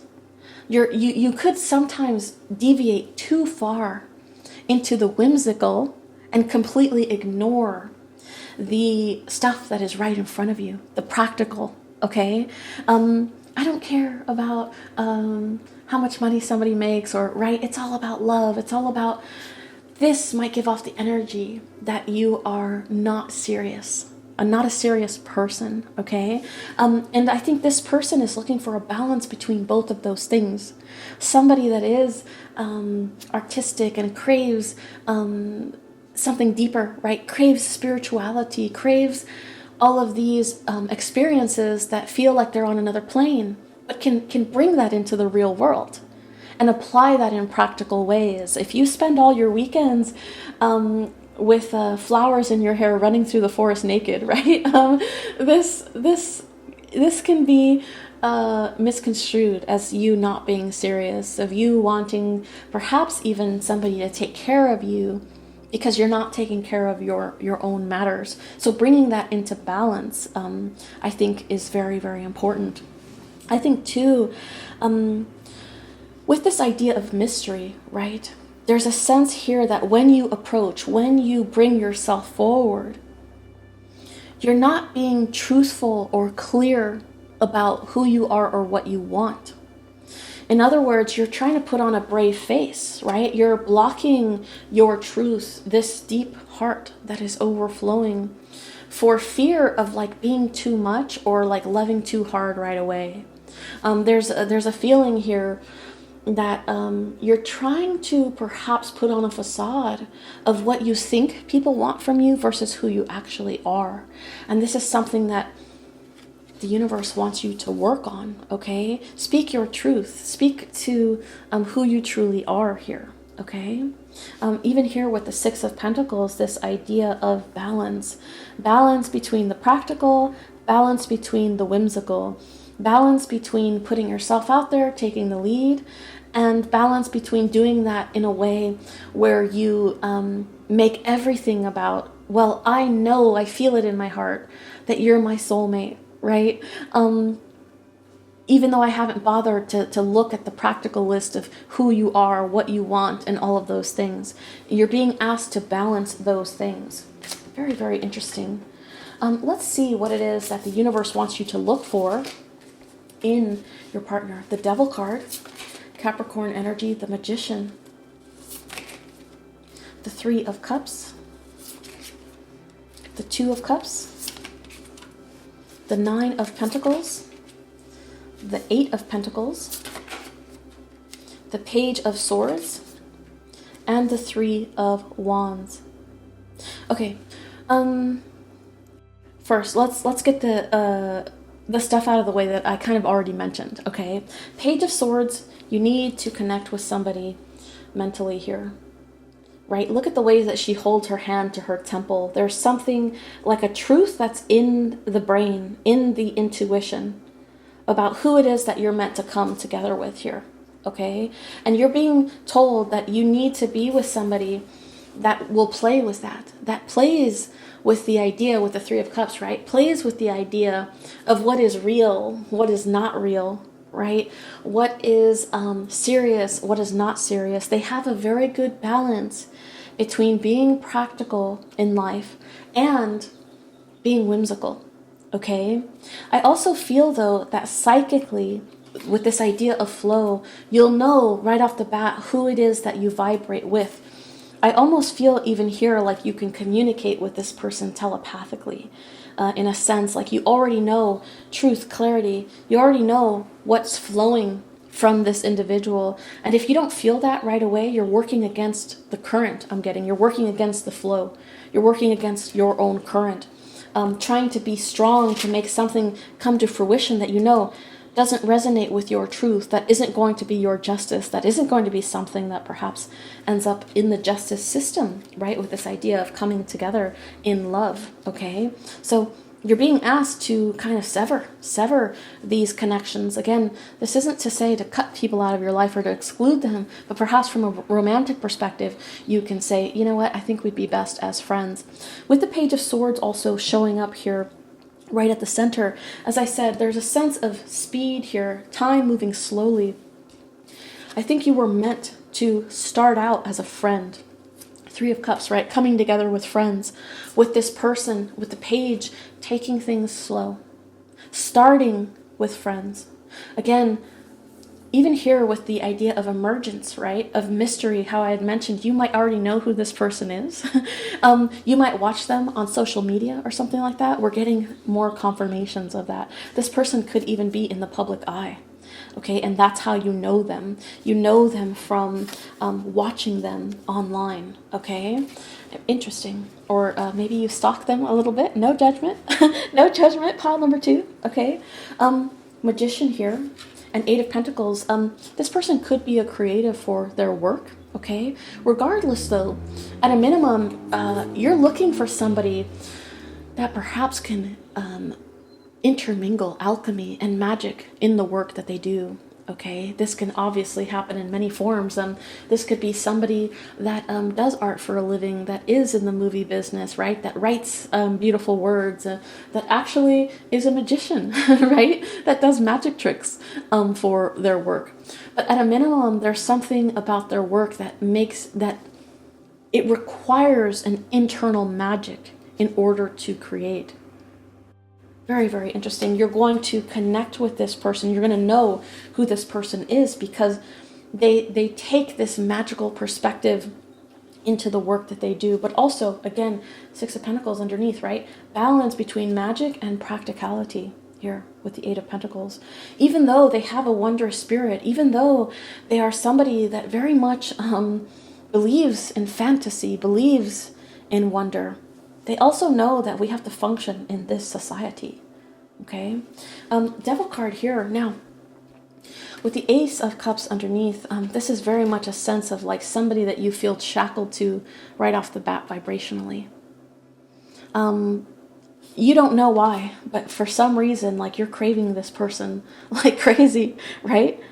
This is going to be a sign for you not to engage people just for the sake of having somebody around that you know, I'm not really shackled to this person. I don't crave them. I don't think they're sexy. I don't vibe with them on a romantic level, but they're here and they compliment me and they want my attention. So let me see where it goes. No, that flow is not going to be there, okay? You have to all automatically connect in this way. One of the ways that you could connect with them is the sense of humor, right? This idea of being friends.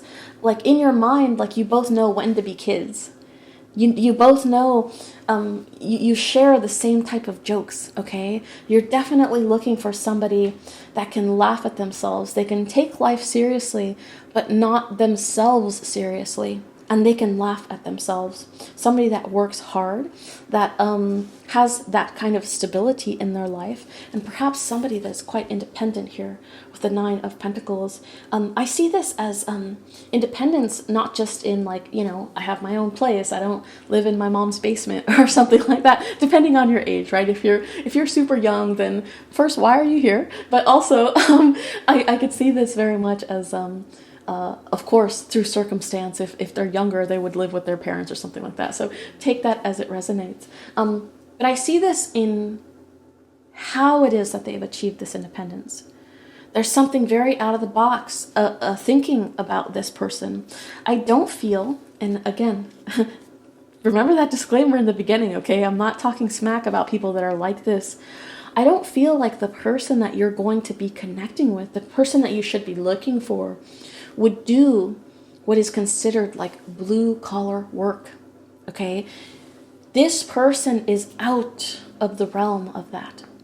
They do, even if they, let's say, started a company and they're a boss of some sort, they did it in an untraditional way where they were like a disruptor in the industry that they have decided to go into, There's a roundabout way, a story that is captivating and unique about how it is that they did this, okay? Very out of the box. I don't feel like you would vibe with that energy of somebody that does this is what we do, right? We grew up in a small town. We stay in the same small town. We go and do the work that our parents did, even though we don't like it. We marry our high school sweethearts. Like, there's this set path that you're not going to resonate with, I don't think. So this could be one of the ways that you kind of are able to, for lack of a better phrase, to tell, right, if this person would be right for you or wrong for you, or if you should spend any of your time on a particular individual in a romantic way, because like, I'm not going to vibe with somebody that has done the same thing that everybody else does. I need somebody different. I need somebody magical, okay? Very, very interesting. Three of Wands here and the Two of Cups, okay? Your wish, right? Your wish is to have somebody that you know is a soulmate, that you have like a twin flame tie to. Again, broken record here, but for this reading, it all comes to the same place. Don't give your cup to somebody that you know doesn't mirror you. There's so much about time here being wasted. Okay, like intuitively already with the shaman who it is that you vibrate with and don't. So, here's what I'm getting to. So don't give your cup to somebody that you know later on down the line this isn't going to work out. Okay, you're wasting time and blocking the person that does belong in your life from coming in when you do that. I also feel like some of you might be wishing, right?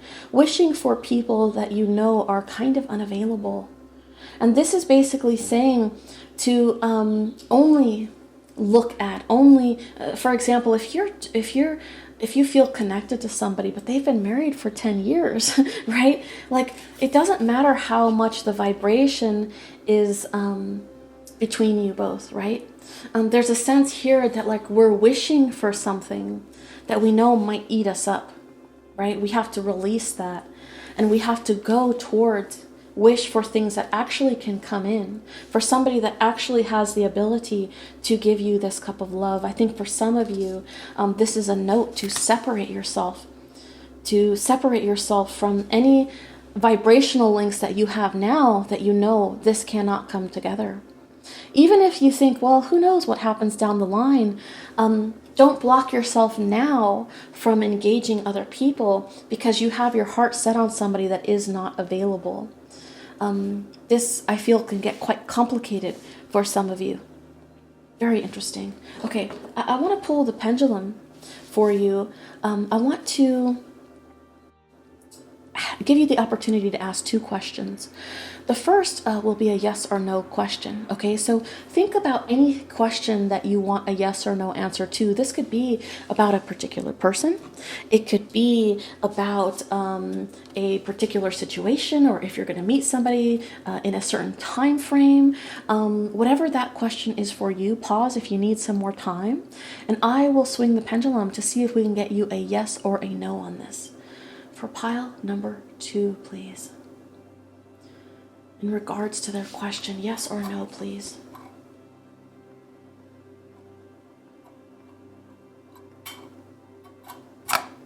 That's a no, and that was a firm no.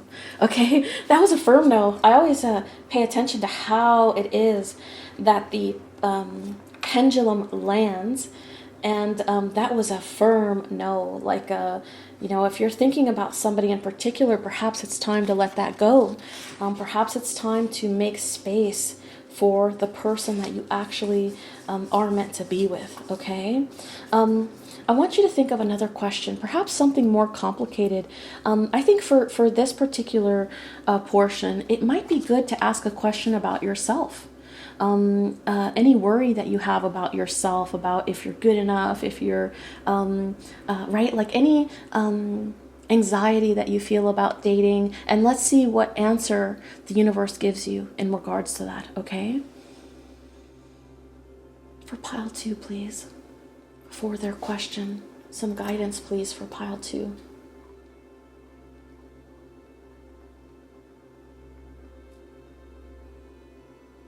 You don't need this. Pile 1 got the same one. Now, I feel like this could be beneficial to you, right? So, for example, if you asked about a person, you might not need that person in your life right now. You might not need that romantic connection in your life right now. But let's say you asked about issues of self-confidence, right? Like, do I need to lose 50 pounds for somebody to love me? The universe is saying you don't need this. You don't need to go these extra hoops, right? You don't need to jump these extra obstacles to get the love that you're looking for, okay? Do I need to move to Timbuktu for love, right? The universe is saying you don't need that. You don't need to do that. You don't need to go to that extreme. Perhaps the love that you're looking for is actually right next to you, okay? Very, very interesting. I'm curious to see how you guys resonate with the reading and with the answers from the pendulum, okay? If you asked on the pendulum about a person twice, right? If the answer was no, and you don't need this, then you know you don't need that person, right? Okay? Something to think about, okay? I want to thank you so much for joining me here for today's video. Let me know what you think about this particular type of reading. And if you're interested in getting some more dating/courting type videos in the future, okay? I'm always open to ideas on what other people want to see, because there's no point, right? If you don't feel like you're going to get something from the topic, I want to make videos that are important to you. Thank you for watching, and I'll see you in a couple days. Bye-bye. All right, if you picked pile number 3, then this is the reading for you on how it is that you're dating it right? That you're dating or trying to court people the right way, and how you might need a little bit of room for improvement, right? I want to preface this reading with a little bit of a disclaimer. As I said in pile 1 and pile 2, I'm going to be going over things that I see as strengths and weaknesses, both in yourself, but also things that the universe might want you to look for in a partner. And I just want you to know, of course, if you've been here before, you know it is all love on this channel, right? We are all worthy of love. We are all capable of love.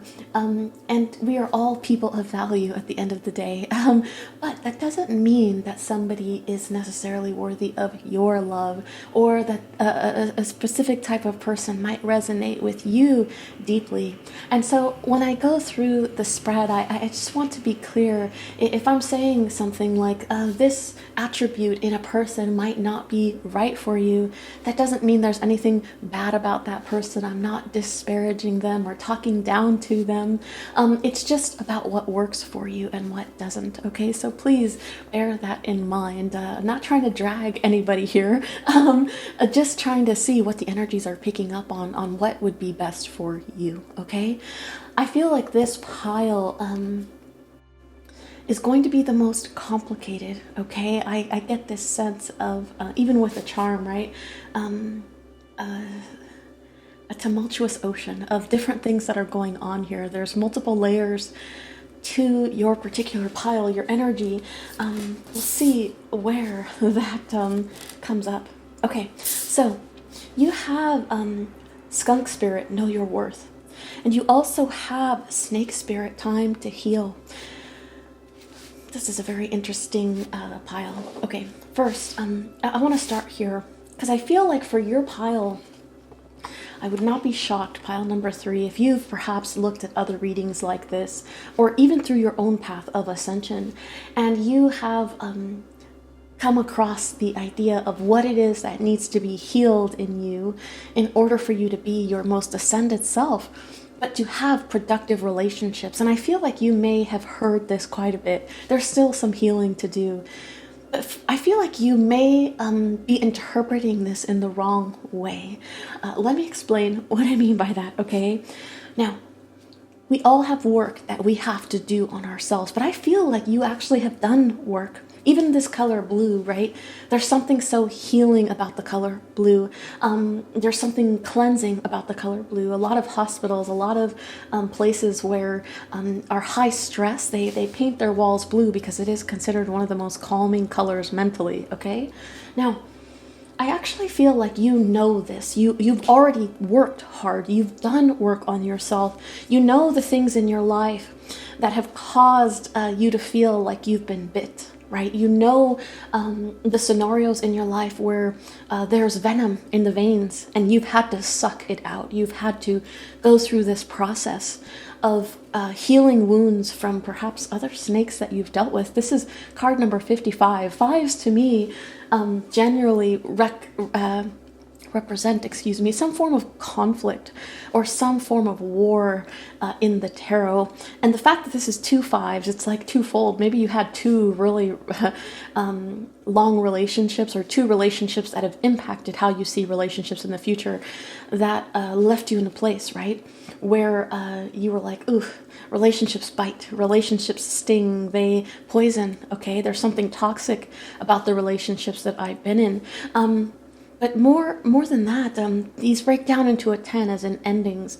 I think that the ending for you, the thing that actually needs to be healed is where you go after you've healed, okay?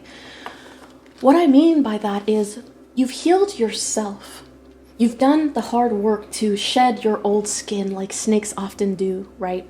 To heal yourself from the wounds and the trauma of past relationships. But where I feel like you might be disconnecting for you, pile number 3, is now that you are a healed person, now that you are an ascended person, now that you've worked on yourself, what does that mean in how it changes who you're looking for?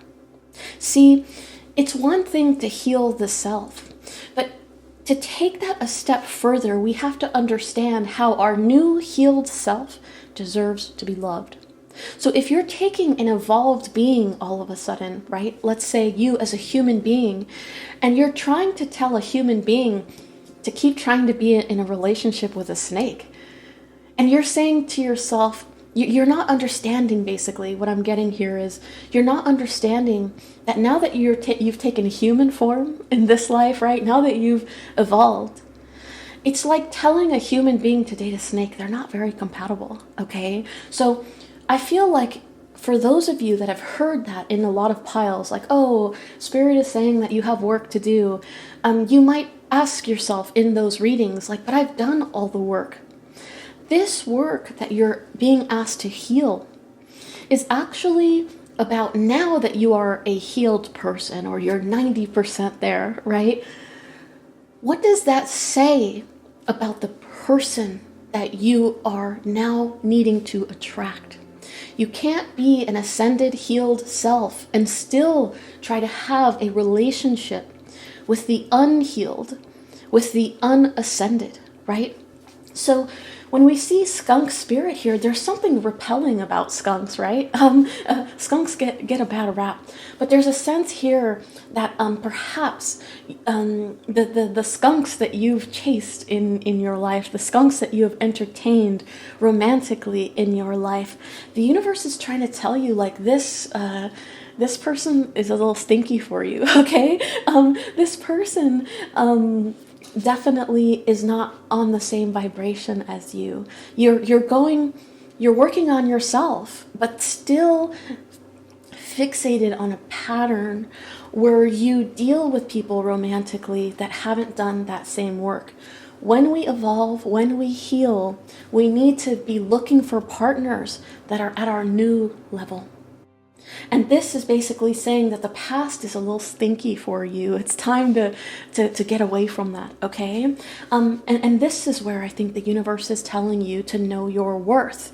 You have worked on your worth. You have worked on your feelings of value, your feelings of self-worth.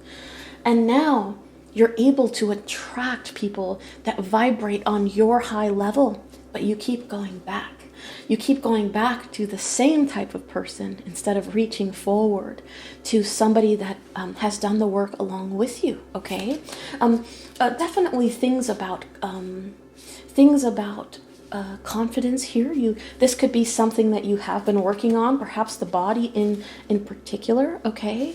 This idea of healing the body and any issues of self-confidence that arise from your appearance or the way that you feel that you look. You could be tying your own self-worth to, or you could have in the past tied your self-worth to how it is that you looked visually to other people. And there's a sense that you're healing that as well.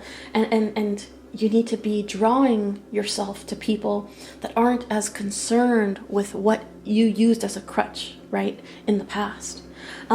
We have pride coming out here. Interestingly enough, this says not a hairstyle, okay?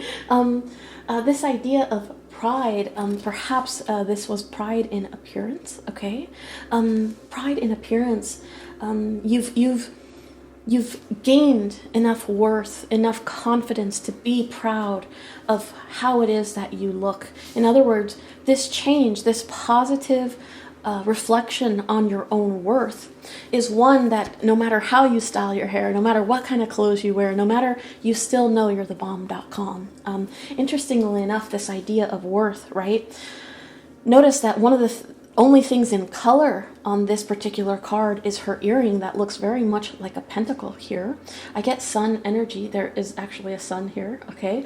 So you could be a Leo, but that doesn't have to be the case. Pride, strength of a Leo or something like that, okay?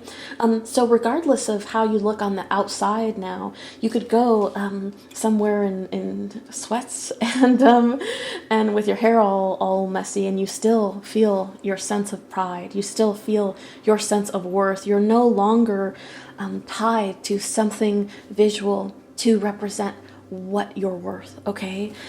So that definitely could be the type of work that you have been healing. We have calm here. First, to bring us kind of back to what I was saying about attracting somebody now that vibrates on your level, with this idea of calm, notice how this woman actually is climbing this beast that is much larger than her. This is basically saying to set your sights higher. You've been perhaps looking at the ground where snakes lie, right, for a mate. And this is saying, look up.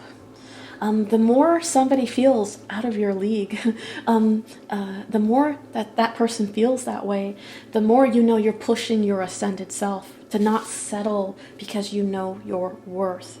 If your immediate desire or your immediate inclination is to say, oof, I probably don't have a chance of being with that person, but this one will accept me.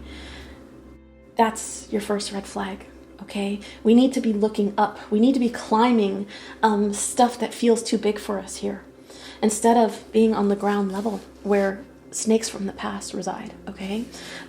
Very, very interesting. I think too, this idea of time, being calm in the fact that you know, look, I had to do a lot of work to get to this place, and that has required quite a bit of patience. I know what divine timing is now because I've been waiting, right?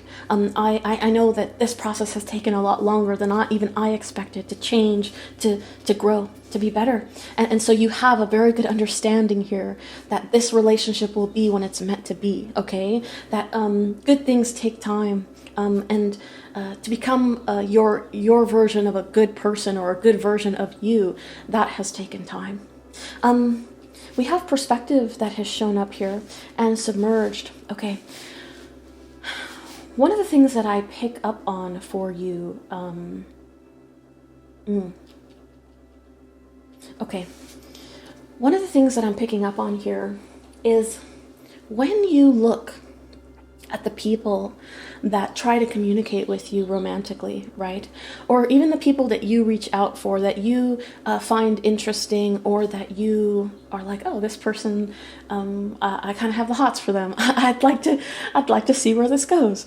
One of the things that you're being asked to consider here, okay, is if you are still hung up on looks, right? Like if somebody doesn't look a certain way, then I don't want to entertain who they are as a person. Because with perspective and submerged here, there's a sense here with an iceberg, right? That there's so much underneath the surface that you're not seeing. I feel that this goes both ways, okay? You might be reaching out to people that look nice on the outside because that's all they have. In other words, they're so obsessed with what is going on outside, right? What people can see, that they're not doing the inner work. They're not doing the work to become ascended. And when you start digging underneath the surface, you find this just reminds me of all the things about myself that I healed and walked away from, right? And I don't want to have to fix somebody. I get that feeling here, okay? But I also see this very much as perhaps a red flag for you.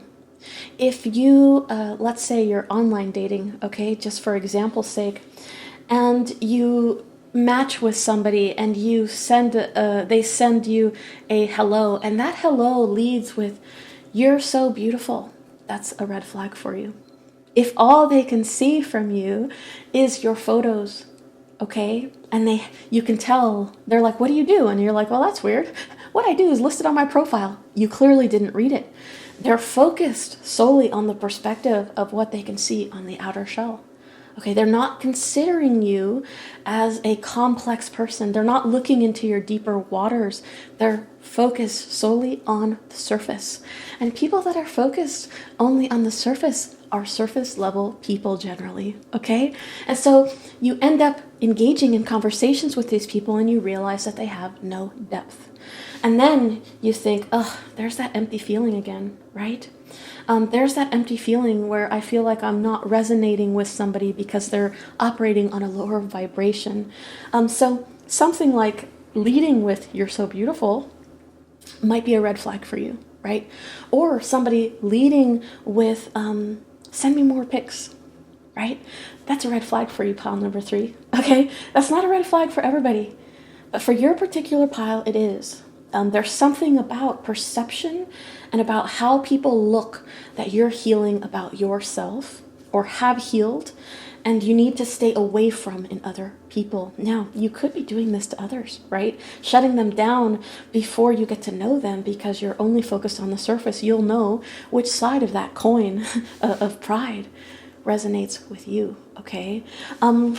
Yeah, this idea of like, send me more pictures, I get that very strong, because you know, okay, I already know your intent. You're only concerned with what I look like, what my body looks like, right? Why don't you have any photos of your body? Fool, right? They're already trying to assess whether you look good enough to be in a relationship with them, okay? And people that are looking solely for that, you're not going to have a deep connection with, and you need something as deep as the ocean here, I'm getting.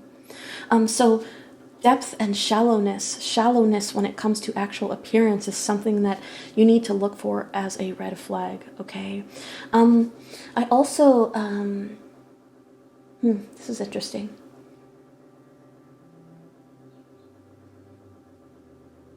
Okay. What I'm getting here is interactions with people that would suit you, okay? How you know, like, oh wait, this is that type of personality that Woke Witch said would be good for me, right?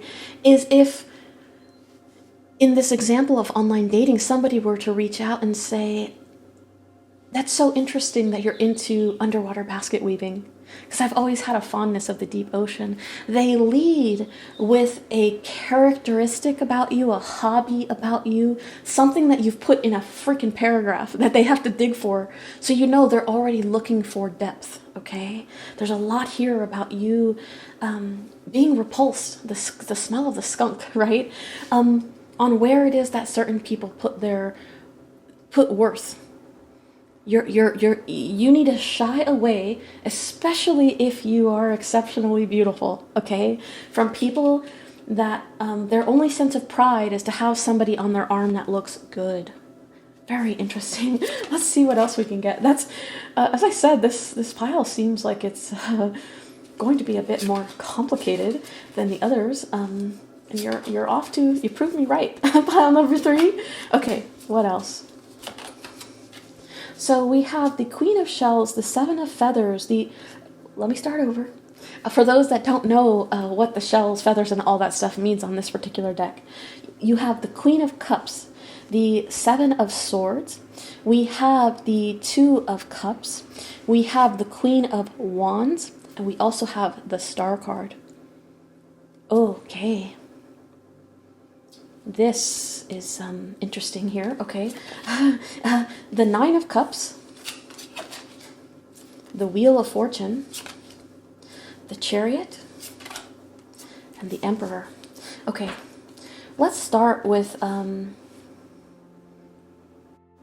what you're doing right and what you're doing wrong before we go into the part of the spread on what it is that you should be looking for, okay? I'll give you some of the red flags, things to stay the hell away from, okay? If you see this, run.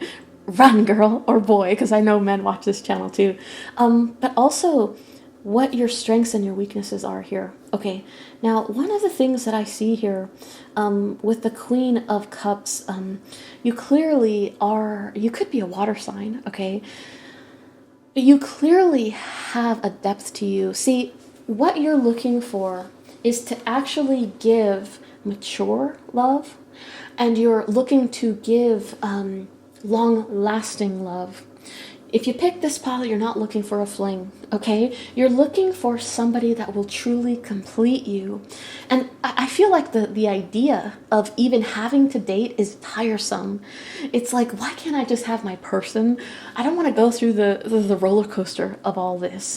Unfortunately, we have to crack a few eggs, right? In order to find that person. Now, one of the things that one of your strengths is the fact that you know this about yourself, that you know that you're looking for commitment, that you know that you're looking for a diamond in the rough, right? In other words, not somebody that you have to fix through pressure, like diamonds are built, right? But somebody that is unique and rare in that you guys match in this way, okay? Somebody that with this Two of Cups here, right?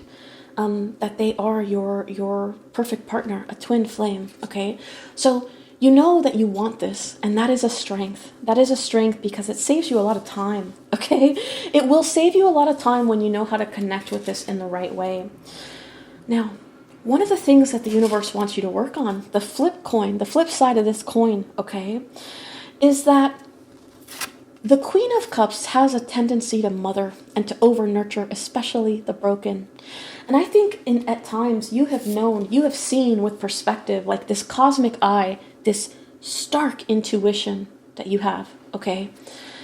That some of the people with this Seven of Swords, you know when somebody's trying to play you, and sometimes you engage it anyways. Sometimes I think you might feel like, I can change this person. I can make this person not the cheater, not the thief, not the one running away in the middle of the night. Regardless of if you have or have not, this is basically saying that when you see the red flag of somebody like that you need to take your cup and go home, okay? Do not engage. It's like that when they say in the comments, right? Don't feed the trolls. You might be feeding some trolls with some love from you that they don't deserve, that they're not worthy of themselves. Even here with the Seven of Swords, I'm getting like, sometimes you can't even believe what you see, I'm getting. Interesting, especially with this idea of perspective here, okay? Somebody can be put together on the surface, and you're going to be required to do some detective work. Like, you're being asked to channel your inner Carmen Sandiego here. Hints and clues into the subtext of what somebody is saying.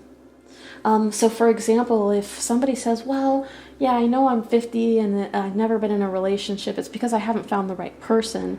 And then you realize through your second interaction with them or something like that, right? that they're like, send me more pictures of you. When can we get together? Are you open to being intimate right away or something like that? Then you start seeing the red flags. Action is going to show you what this person is truly about. And there's a sense here that in order to know somebody else's worth, right? And if they're going to treat you in a way that honors what you are worth, you have to give them time to show their true colors, or in this case, to show their true cups. There's a lot about speed here for me. I think for you, pile number 3, you've got to slow down a little bit, okay? Because you can't believe everything that you see. See, people can recognize this Queen of Cups energy, okay? They can recognize a carer and a giver.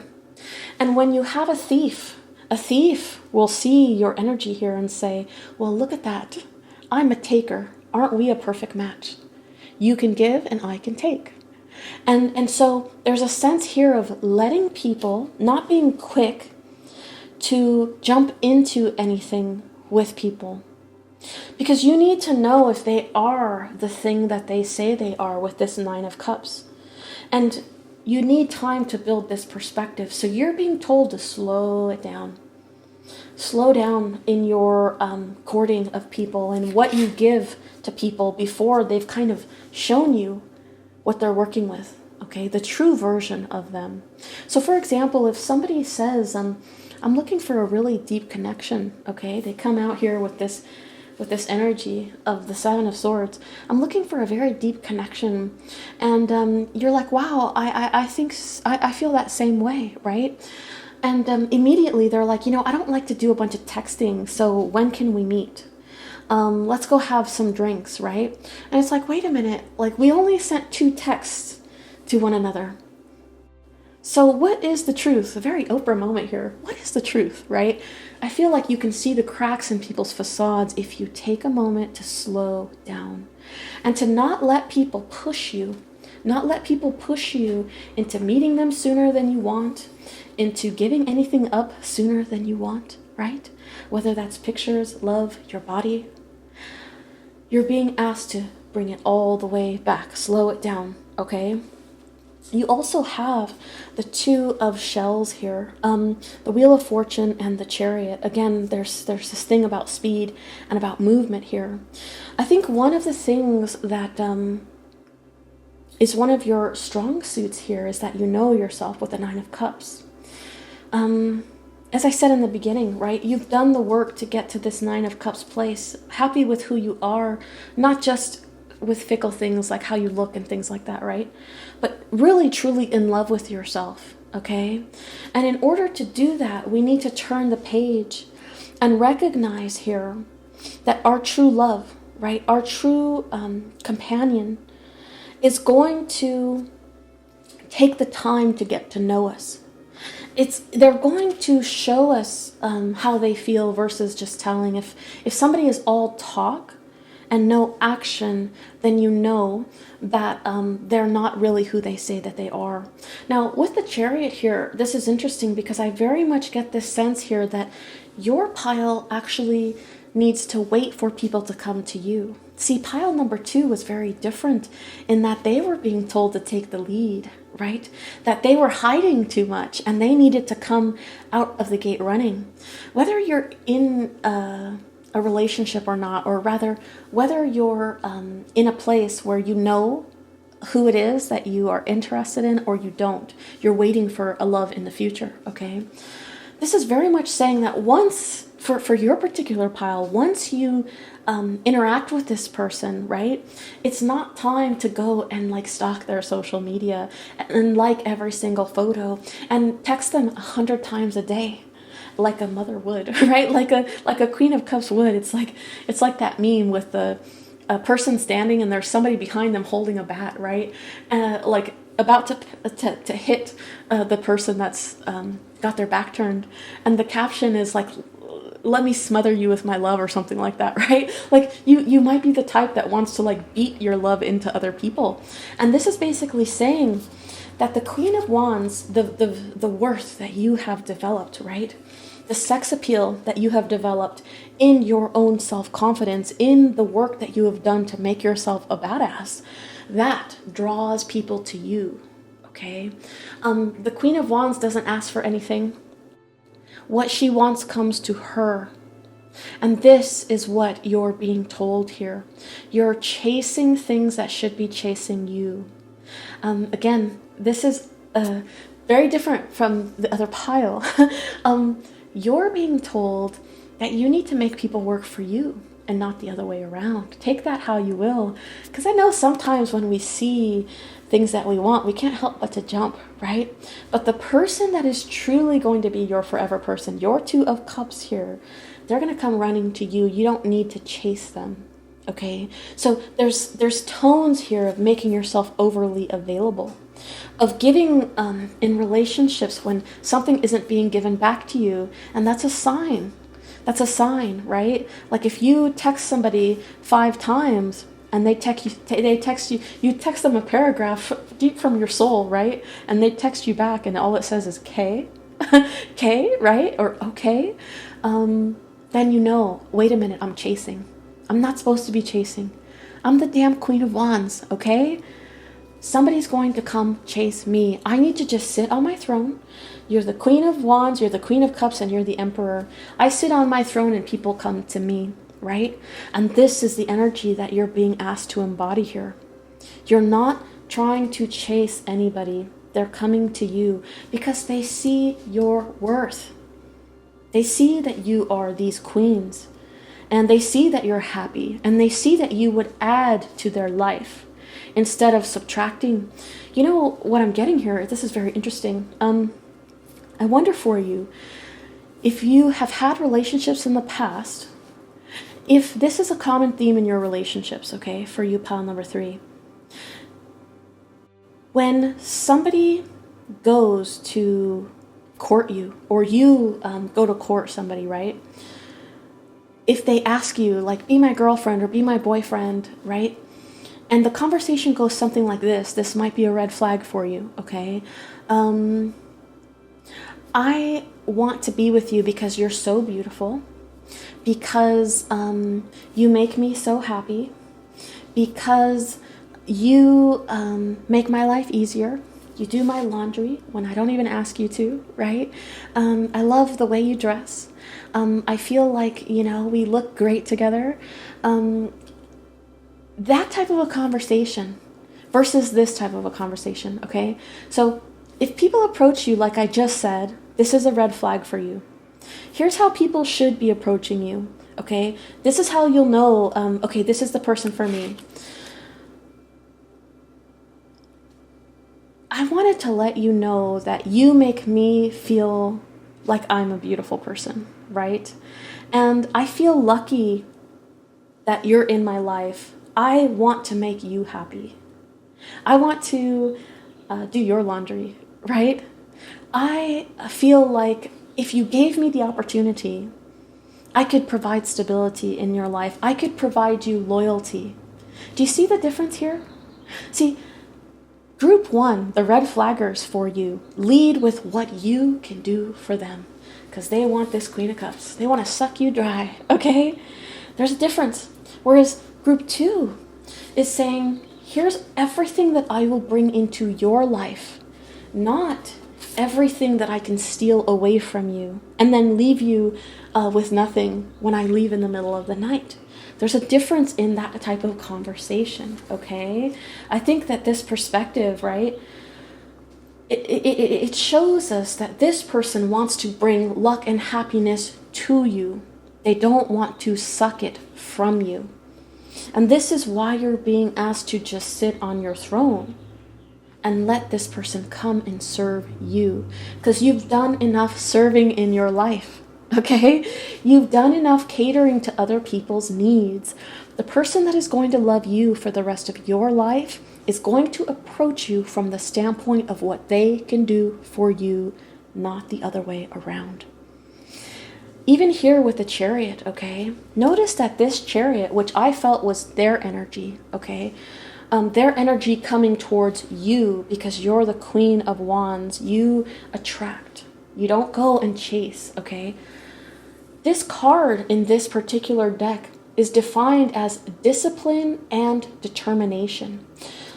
This is twofold. You need to be disciplined enough.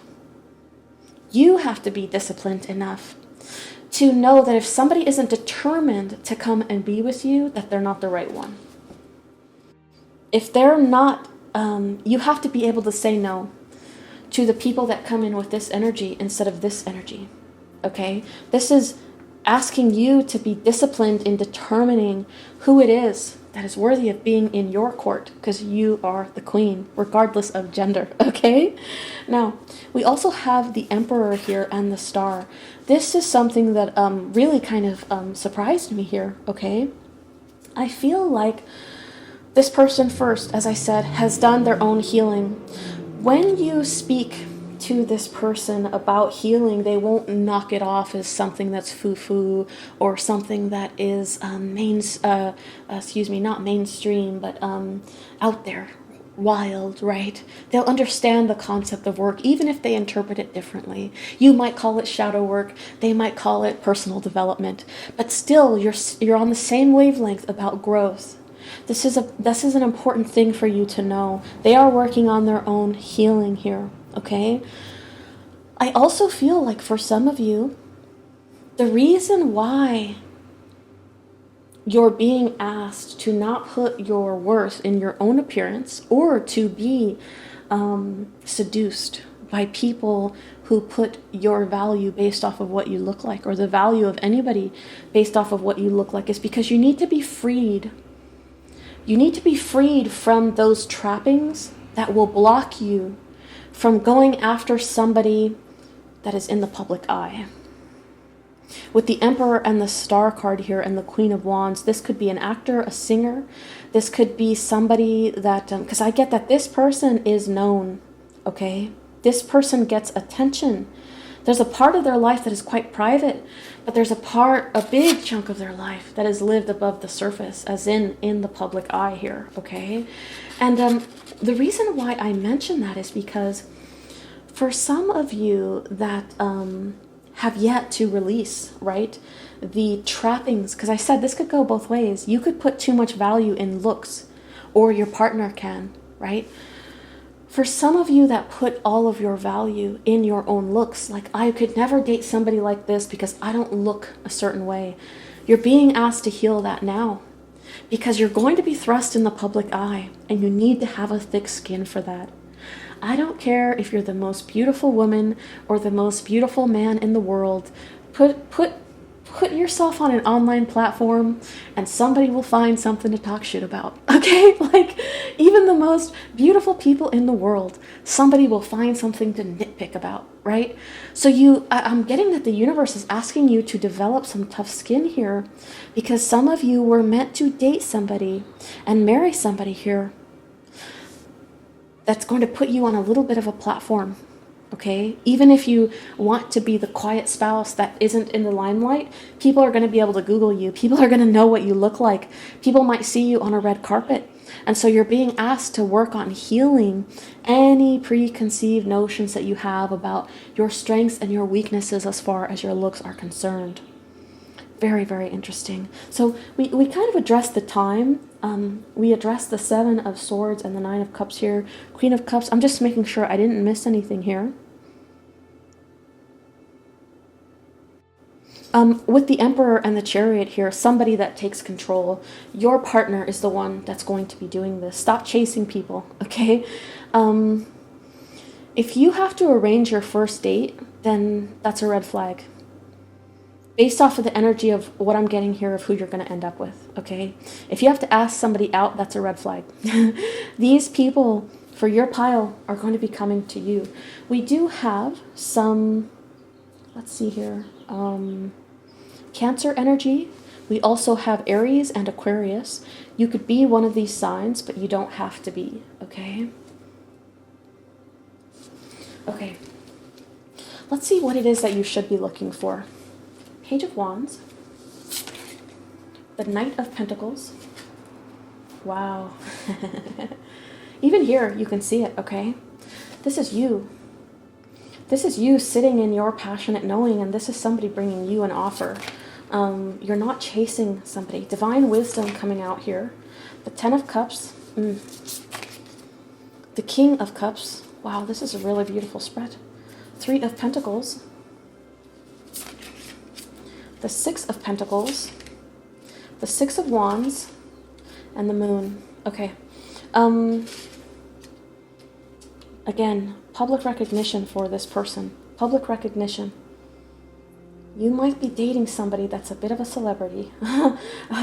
Buckle up, I'm being told. Buckle up. Pile number 3. Jesus, take the wheel. You're about to go for a ride, okay?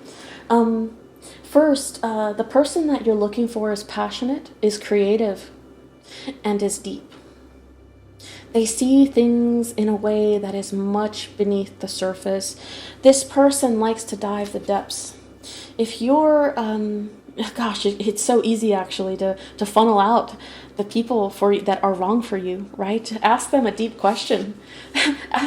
Put them through a little thought experiment, right? And you'll know which one is and isn't right for you, okay? Now, this doesn't mean that they have to be Neil deGrasse Tyson or something like that, okay? They don't need to be able to quote to you verbatim the chemical composition of air, right? They don't need to know like all the different levels of atmosphere and layers of space, right? It's not saying that they have to be smart as a whip or like book smart. They question things. They want to know things underneath the surface. Okay, this is a person that has a very contemplative personality.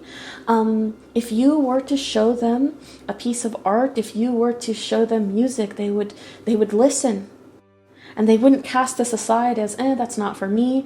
They would, at a minimum, even if they don't like what you're showing them, say, I'm not feeling it, but I could see how you resonate with this, especially this part and that part. In fact, this part reminds me of you. See, they're willing to at least have a dialogue on a deeper level, okay? I think, too, there's so much with the Ten of Cups, the Moon, and the Six of Wands here. This person will immediately come from a place of, I'm mature, I'm the King of Cups, right? I'm mature, and I'm looking for something mature.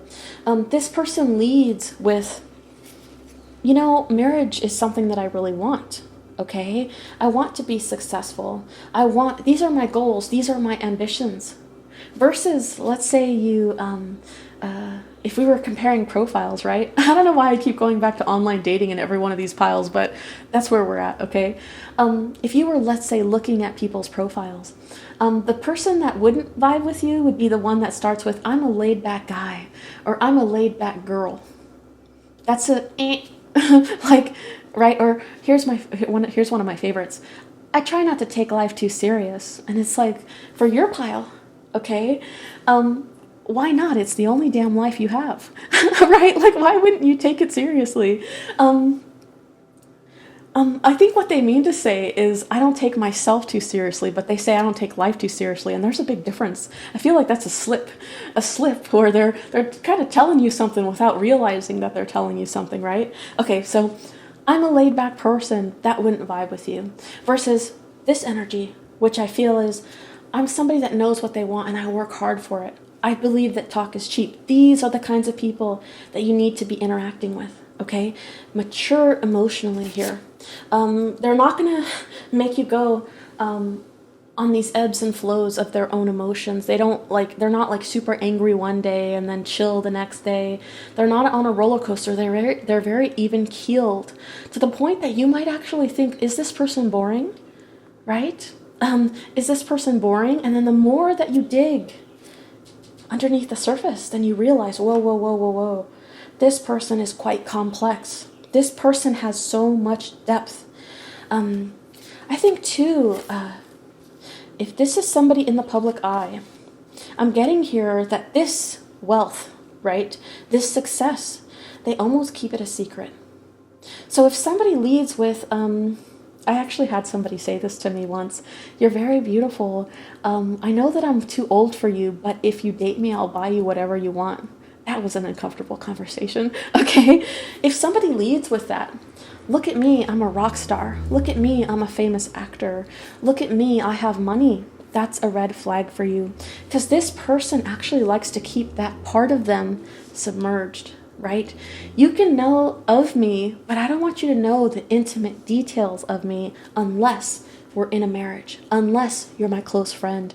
In other words, they don't try to manipulate people with who they are or what they have. Okay, so that's a sign for you on kind of what you should be looking for. The more that you unravel about your person, I'm getting, the more impressive things that you find. And you might actually question, why didn't you tell me about this before? And their response to that will be, well, it's not important. And you realize, like, that's my person. The person that knows that the amount of money in their bank account isn't what defines who they are, right? This is a sign that you're on the right track. Okay, clearly somebody that is goal-oriented here, somebody that understands how to work with other people, somebody that actually knows how to give and receive instead of just taking. Okay, I do believe, as I said in the previous portion of the spread, that this is somebody that you need to let come to you. Notice here with the Page of Wands, the Knight of Pentacles here is saying, I bring you an offer. I bring you an offer of togetherness. I bring you an offer of collaboration here, okay? The way that you're going to link up with this person is by them doing this for you. And they don't do it cheaply either, okay? I was going to give an example, but that seems kind of messed up because we all have different socioeconomic backgrounds that we come from, right? But let's say you know that this is George Clooney that you're dating. Well, hopefully not because he's married, but you get what I mean, right? Like, just for example's sake, if George Clooney was single, and they take you to McDonald's for a meal, then you know they're not putting much effort in based off of what they can do, okay? I wanted to be careful because if all you've got is McDonald's money, then I'm not talking down to you, right? Like, this is when you know people can do more for you, okay? They're going to put that actual effort in. They're going to actually perhaps ask you, like, hey, are you allergic to anything? Right? Before you go on a date, they're taking these precautions. I was thinking we could have a romantic dinner at my home. Are you allergic to anything? Right? Do you prefer white or red wine? They're putting in the effort to make this proposition for you, to make this effort for you. What's your favorite flower? Right? Like, they're asking you these questions because they want the data to be able to show up in a way that has worth, but also that shows you that they see your worth. They want to back that up. I feel like you're going to get very spoiled by this particular individual, okay? Again, I had mentioned that their ultimate success is the idea of committed family. Okay, something quite traditional, I feel, in a world that they live in that is quite untraditional because they do something perhaps creatively or at least like public facing in a big business. Like, think Elon Musk. He's not technically a celebrity, but he is, okay? He's a celebrity because he's so successful and he's so unique and stuff, okay? Where was I going with that? Oh, yes. The reason that I mentioned that it's because I feel here there's a strong sense that this person will tell you right off the bat, like, do you want kids? Oh, no? Okay, that's not for me. They actually will shut the conversation down if you don't have these attributes of somebody that is looking for a long-term partnership. If you say, well, I'm kind of keeping things open, I'm dating multiple people, they're going to say, this isn't for me. They want the real deal. So anybody that strays from that, I think, could be a red flag for you, okay? Anybody that's like, I've got you on Tuesday, and then I've got Martha on Wednesday, and then I got Jill on Thursday, right? Maybe you'll make it out of the cut. If they treat you like that, that's not for you. This person doesn't date serially, okay? They're deep down a monogamous type. What else here? Oh, yes, sharing. Sharing is caring in this particular relationship. This person, you're going to know I feel, right off of your first interaction with them when you speak, because the thing that you talk about is actually going to be something that you're like, should we be talking about this? In other words, like, it's so deep, right? It has something to do with deep emotions or perhaps past trauma that they set the course of this conversation. And you're like, ooh, if I engage in this, like, will I look like a Debbie Downer? Will I look like a negative Nancy, right? Why are all these terms focused on women? Who knows? But that's beside the point. Sorry, I just realized that. But you get what I'm saying, right? Like, oh, is this too deep for a conversation, a first-time conversation? No, that's a sign, okay? If you go to a party and you see somebody off in the distance and they're not a part of the group, they are on their own, and you go to talk to them, right? Or in this case, I guess they come talk to you. Maybe you're the one outside, right? Because you're not chasing this one, okay? And you're like, what are you thinking about? And they're like, it's just the universe. It's so big. And like, look at that star. And like, this is how this makes me feel. Or like, this sunset is so beautiful. There's a sense of, right off the bat, you're having a deep conversation. They're automatically exposing secrets to you, okay? Because they feel linked to you already. They don't have any problem with letting you see what's underneath. So I feel like this is a strong sign that you've met your match. That they automatically let you in to where they don't let anybody else in. And afterwards, they might even say this to you, like, whoa, I don't normally talk about that stuff with people, but I just feel like you're so trusting. Or like there's just something about you, right? I'm not surprised, because not only are you putting off the radar, the Queen of Wands to me is like, even here, like, notice how the sun like bursts behind. It's like, I don't know, it's like you're the ring, right? And like all these people gravitate to you in ways that they don't understand. With this energy and with the Queen of Cups energy, okay, of course they're going to not only gravitate towards you, but to feel like this is a person that can be trusted with deep thought, with deep emotion. They have this beautiful mothering nature about them, this deep connection with their own heart, with their own soul. So you will have right off the bat, a deep connection with this individual, okay? I do feel that this person either is a success now or will be one.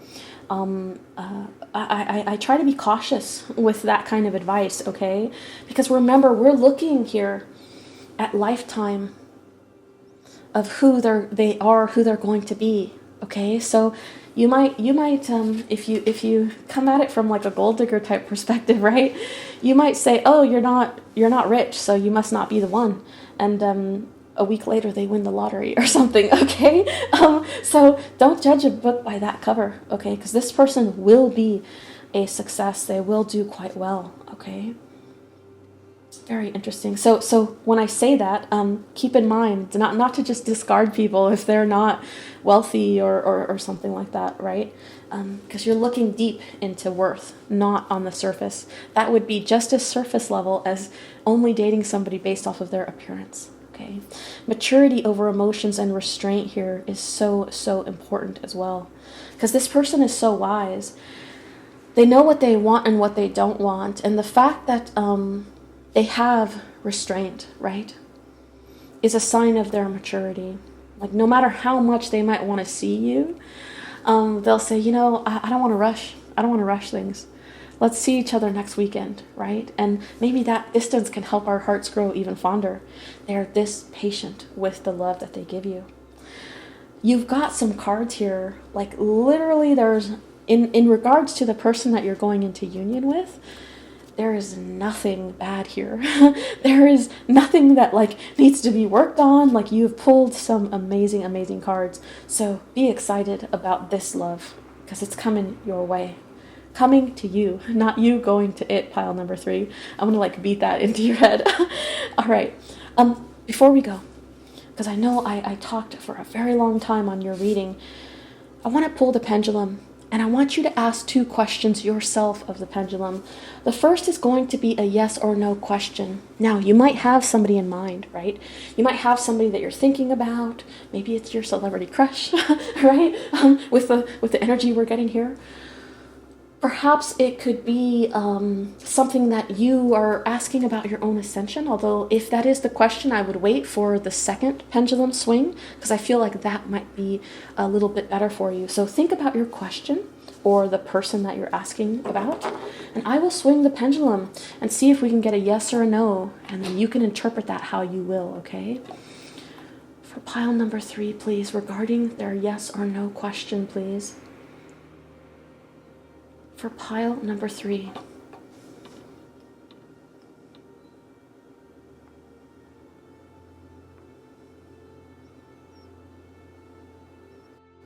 No, okay? It's interesting because I feel like this no, because I always pay attention to how the pendulum swings, not just what it tells us. For this particular no, it might be a no, not right now, because of the way that it floated over the number like that, okay? It wasn't a hell no. It didn't snap like it does sometimes, okay? So please keep that in mind, okay? So next question, something deeper. Something deeper. Perfect for your pile, right? Something deeper. Something deeper, perhaps in regards to your own ascension, right? Perhaps in regards to things that you might think are unworthy about you, okay? Or you can ask about a person again. It's really up to you, but this one might work better if you ask a deeper question, okay? For pile number 3, please, regarding their second question. For pile number 3, please.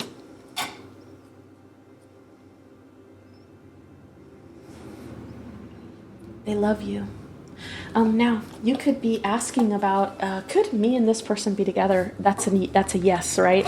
Take it in the context of your question. Or would I be worthy enough for this? They're going to love you, okay? If you're asking about somebody that you already know, they love you, or they perhaps would love you if they met you, okay? If you know of them but you haven't met them. So please adapt that message of they love you to your particular situation. Pile number 3, that was your reading. Now, I know that this reading was a little different, right? I wanted to have some fun with it, but also help us to grow and help us to get closer to our great love through it as well, which means good news and bad news, right? Things that we have going for us and things that we have to work on. I like the idea of doing videos about dating because I feel like people need help in this regard, but I don't want to make them if you're not interested. So let me know if this is something that you would be interested in, and then I will make those videos for you, okay? I thank you so much for watching. I will have some more videos out soon, so I hope that you'll consider subscribing if you haven't already, liking the video. Leave a comment down below and let me know if this resonated with you, and I will see you in the next video. Bye-bye.